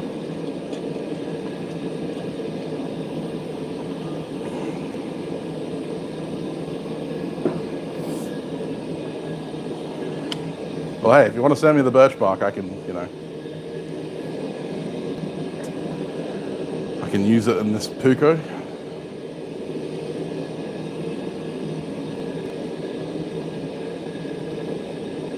Paperbark, yeah. Paperbark doesn't really work like birch.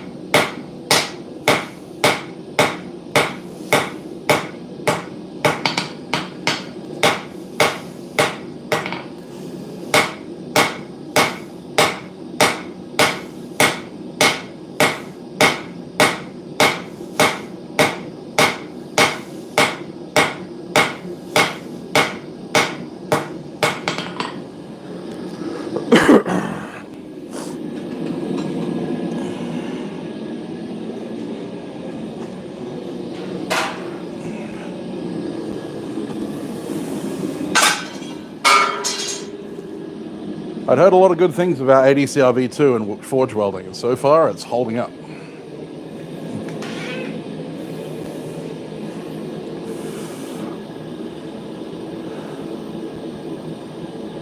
How much birch? No idea.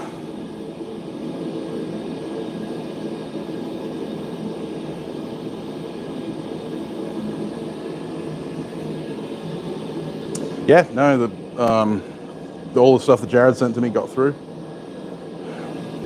Yeah, it's too brittle, and it doesn't have the right kind of grain orientation. It's too laminate. It tends to fray. Birch is very like structurally sound. Birch bark. I do know that we've had birch here in Australia because there was a company that was importing birch from Sweden as Swedish torch logs, like they were already pre-cut to make Swedish torches out of. Bunnings was selling them for a while, and I looked at them like, they still got the bark on. I could go get that bark, but yeah, it wasn't worth it. There wasn't enough bark there to justify spending the amount of money they were trying to charge.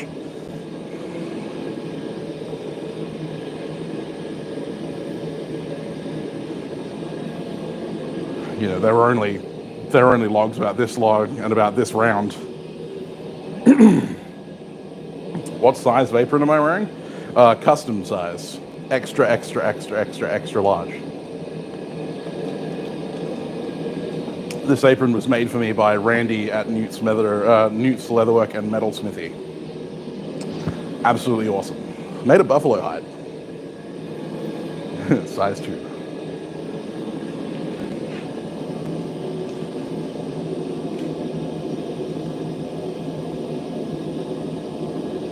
Cherry wood. No, I do want to get my hands on some cherry at some point, but no, I don't have access to cherry. Cherry does grow here in Australia, though. We do have cherry farms.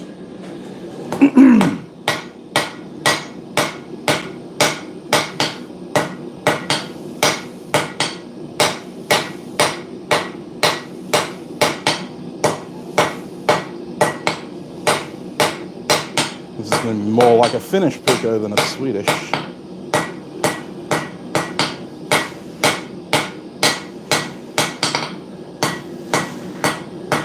Finland, Finland, Finland.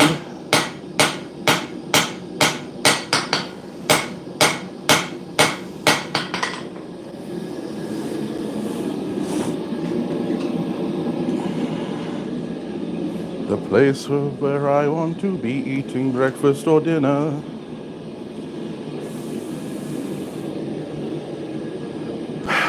Gunstock, nice. Burn cherry wood as firewood. Oh, there you go. ADCRV2 rust like crazy. I'll keep that in mind.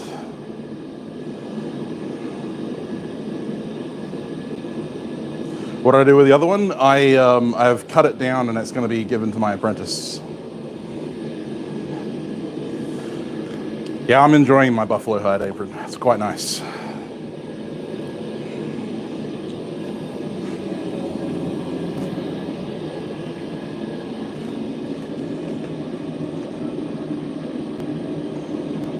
Yeah, a rawhide. Nice. Yeah, I would have got a rawhide one, but I can't find a rawhide my size.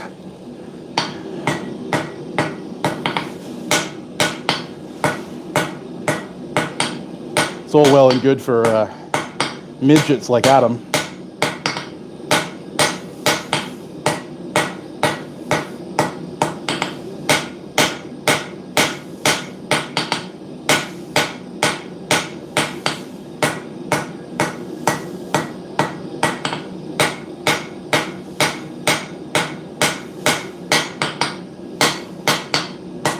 Okay.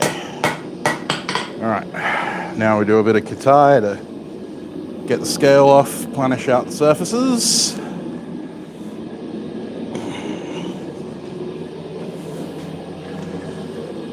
Water my anvil so it gets bigger. That's how it works. This is the only way I'm going to get a 250 kilo anvil.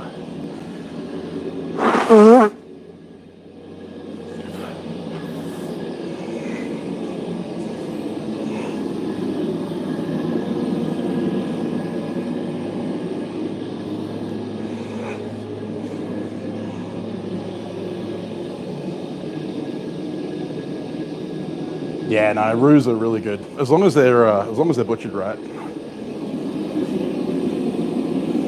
I'm a big fan of slow cooked roux.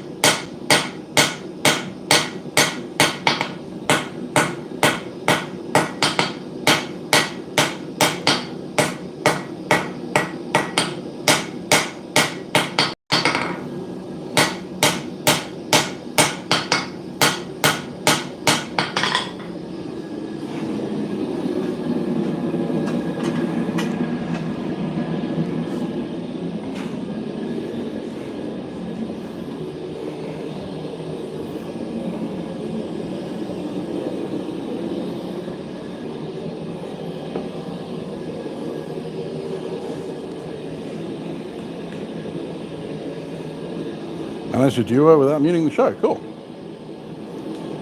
Yeah, red roos are huge. Depends on where you buy it, Caitlin. I could technically get one for free, but I'd have to tan it myself. I love my VersaFlow. Love that. Love it.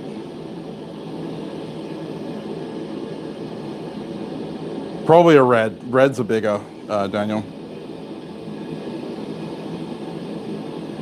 Hey, Ed Gray. How you going, man? Hello. Hello from Perth, WA, but the other WA, the better WA.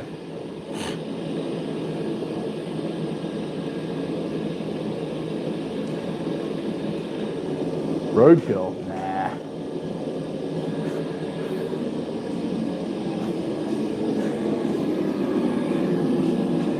Too much chances of damage to the skin that way. Ethically harvested brew.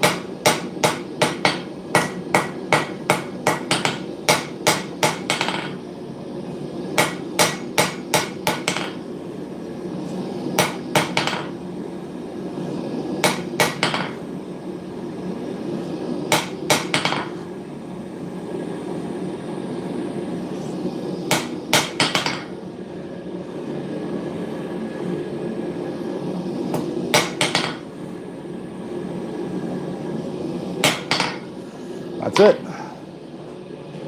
A finished forged puukko. Got the nice distal taper in there. Nice long tapered tang. Laminated.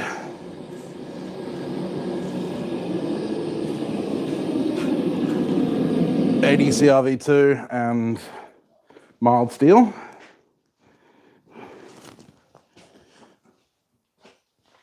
Came out pretty good, I'm thinking.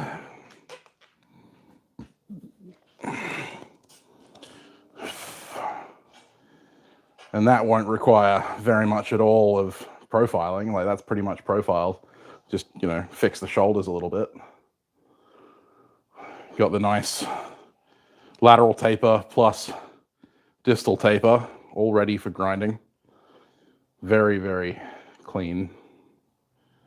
That's how it's done. And not sure how visible it's going to be on camera. Let's see if I can get it to focus. Probably not. But you can just see the core.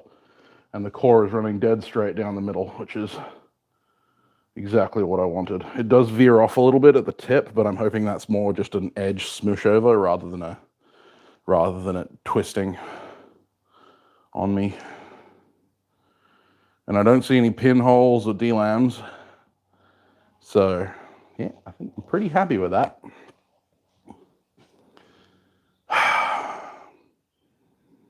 I will stamp it, yeah, when I do my normalizing cycles. Yeah, I know, Ed. I need to go back to the barbers. You reckon you should send it to you, Greenleaf?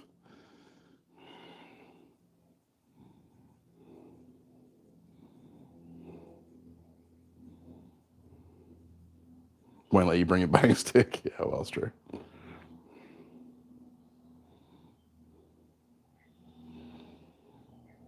Lithgow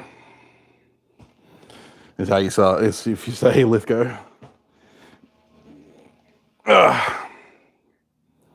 What is the samurai? It is mild steel and ADCRV2.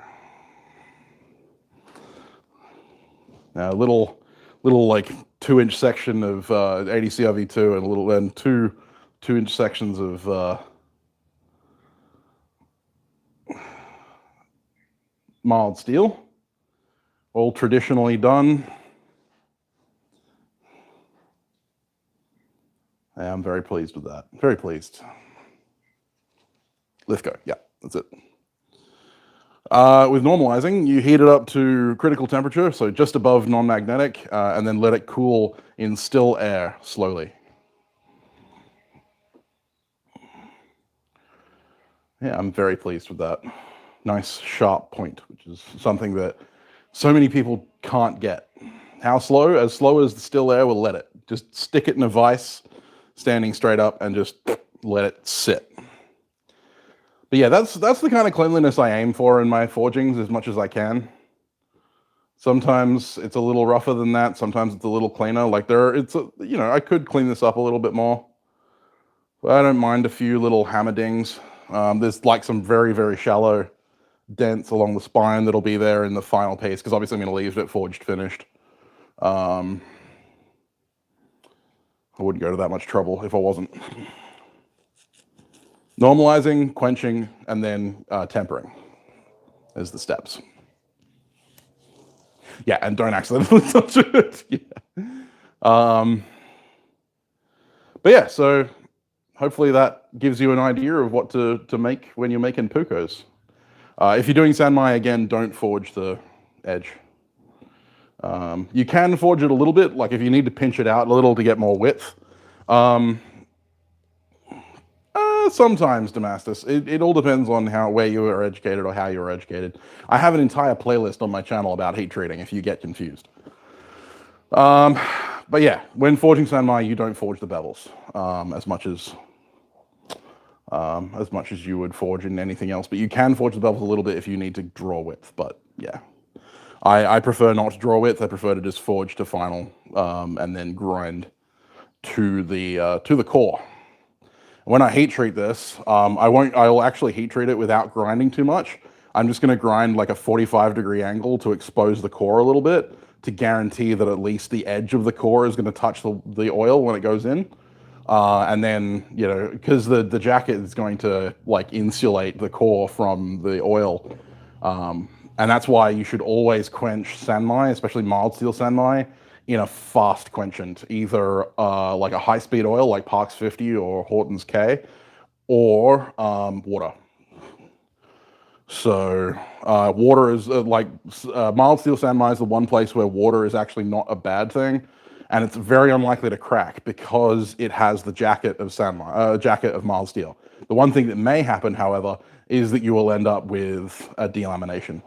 I probably won't water this one. I'll probably put it in Horton's K. Yeah, Thomas, if you just look up, if you just type into the search bar like Sam Town's Bladesmith, you'll find me. Water, yeah. Instead of water. But yeah, so water can work for mild steel sanmais because it's very, very fast, which means that you get that cooling through the core. And my advice is don't use W1, W2, or 1095 as your core steel, because they're shallow hardening steels, and you end up with auto-hormone and an uneven hardness because of the insulation of the mild steel jacket. Yes, my link is also in the description. And it's also been posted by Caitlin and Jared. Yeah, you missed the /AU, Caitlin, by the way. This one's got an 80 CRV2 core. But you missed the /AU, Caitlin, so I don't think that'll take you to the shop. Because you need the /AU in there. Because it's an Australian shop, and apparently it doesn't show up on American Etsy. Yeah, so 80 CRV2 core and mild steel jacket. They both worked? Oh, there you go. Okay, there you go.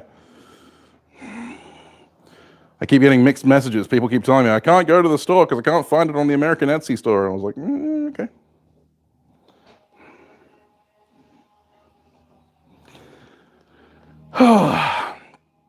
Yeah, so that's that. Again, I will say the competition coming up on Monday, the 1st of November, will be held for 2 months, and we'll have some quite large rewards. Oh, there you go. That works. Do I do samurai blades without handles? I mean, I could. I mean, technically, I could sell that as a blank if you want. I have a heat-treated one over here somewhere. I forge more blades than I finish. I have thought about selling forged blanks and stuff. Yeah, this one's mild steel in 15 and 20. This one's got my mark in it, and it's been hollow ground, rough hollow ground and heat treated, ready for handling, grinding and handling.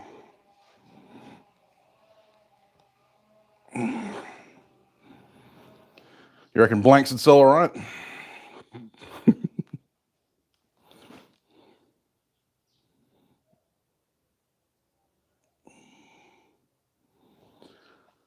Where to contact for blank? Send me an email. Yeah, send me an email. Work out a price.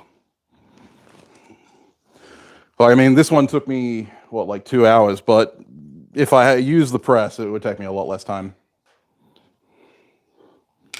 Yeah. And I could, like, heat treat them or not heat treat them, pre-grind or not pre-grind. No, it won't work for the competition. It has to be sole authorship, Daniel. And I'm not forging out that many blanks.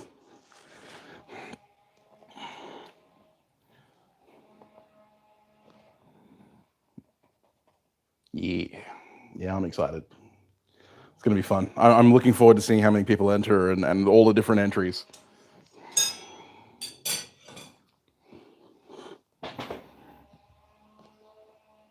Do you get extra points if it's a Damascus?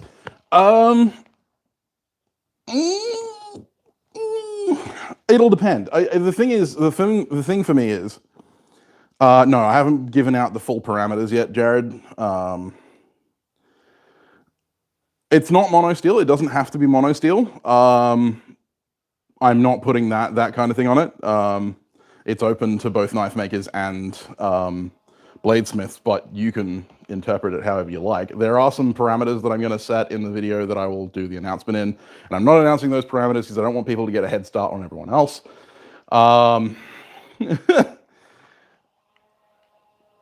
But the big points for that is that we're going to be talking about overall aesthetic rather than just, like, you know, extra points for doing X, Y, Z. I have no idea, Ed. We'd have to sort it out between us. Probably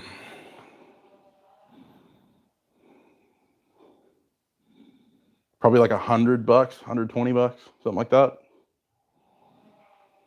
With the laminate, something like that. Depends on if it's heat treated or whatever. And that's Australian, not American. So like 70, $80 or something like that. I don't know. Figure it out.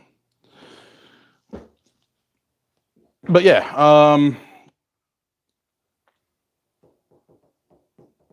$120 dues, indeed. Yeah, so I'm not going to give like extra points for adding like special materials if the blade itself is not built well, basically. Yeah. Will patrons get the video earlier? I kind of want to make it fair, but also at the same time, my patrons are kind of awesome, so I probably will upload it to Patreon the moment that I have the hand, the chance.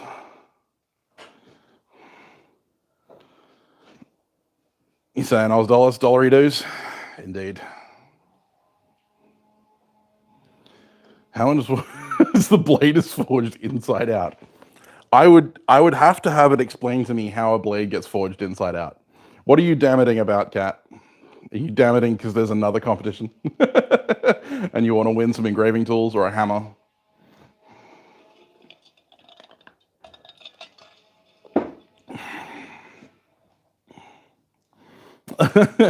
So yeah, there's that fun soft core hard jacket. Yeah, I mean, you could do. Oh, that would be interesting. Ooh, that would be cool. Now I'm thinking like a Honson Mai or a fucking Hosakusa style blade build for a buoy. That would be difficult. Now I want to try it. I have a lot of shit that I need to do before I do that. Yeah, exactly. That's exactly what katanas are the Hosakusa, Honsanmai, Kowai, or there's a number of different styles, but they're all involve having a low carbon steel core and then a high carbon steel jacket.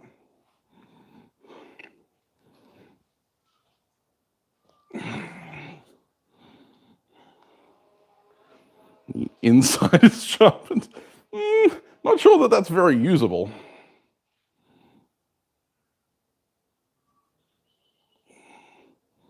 Soft core hard jacket knives. Yeah, well, I mean, you've made case hardened knives, but yeah, no, like that is a thing. And yeah, I mean, artistic knives. Yeah, I will accept that. My email is samtownsbladesmith@gmail.com. All one word, samtownsbladesmith. Just my channel name.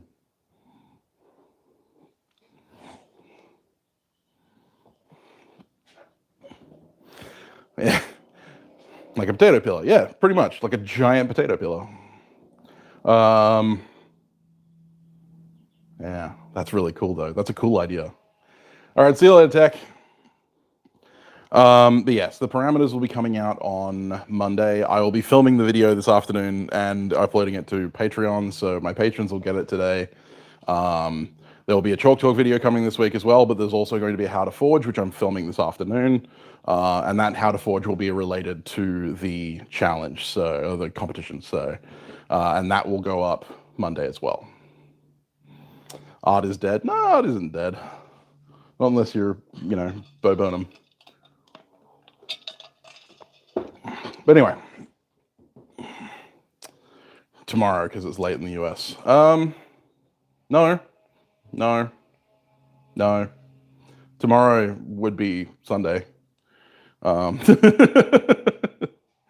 It's still Monday.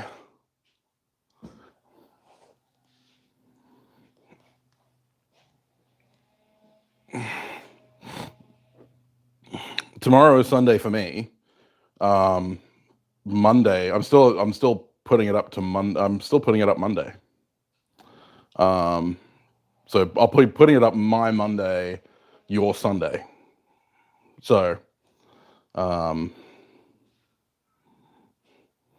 in 2 days, you'll get 2 days early, Daniel. Lucky you guys. Because yeah, I'll upload it probably midday on the Monday. Short memory. Yeah, there you go. So yeah, I'll upload it on midday on Monday. So midday my time, which will be midnight. So like, midnight on, I think it's the Eastern Standard. To a time, so I'm like, freedom time. Yeah, I should, but I don't think it's capable. I'm capable of doing that. The email is actually in the chat. Caitlin posted it. samtownsbladesmith@gmail.com. It's just my channel name @gmail.com. Thank you, Caitlin. I have good mods. Yeah, but hopefully you enjoyed the stream. I've got more forging and filming to do, so I'm gonna quickly grab a bite to eat and then get on with that. Yeah, and look forward to the announcement. I'm really looking forward to this competition. I want to see you guys get out there and make some awesome stuff. That's why I'm making it 2 months long, is giving you guys the opportunity that have to have a go at it, even if you've never done it before. It gives you more time if you work full time and stuff like that as well. So, yeah, I hope you guys have a fantastic day. And I'm so glad to be back in the swing of things for the YouTube channel. I've really missed doing all of this content and stuff. I'm getting back into the swing. It's really fun. So thank you very much, guys. And yeah, don't forget to hit the bell notification icon to be notified when I upload videos, because I'll be uploading 3 this week. So anyway, I will see you guys very soon with another video on Monday. All right. Cheers, guys.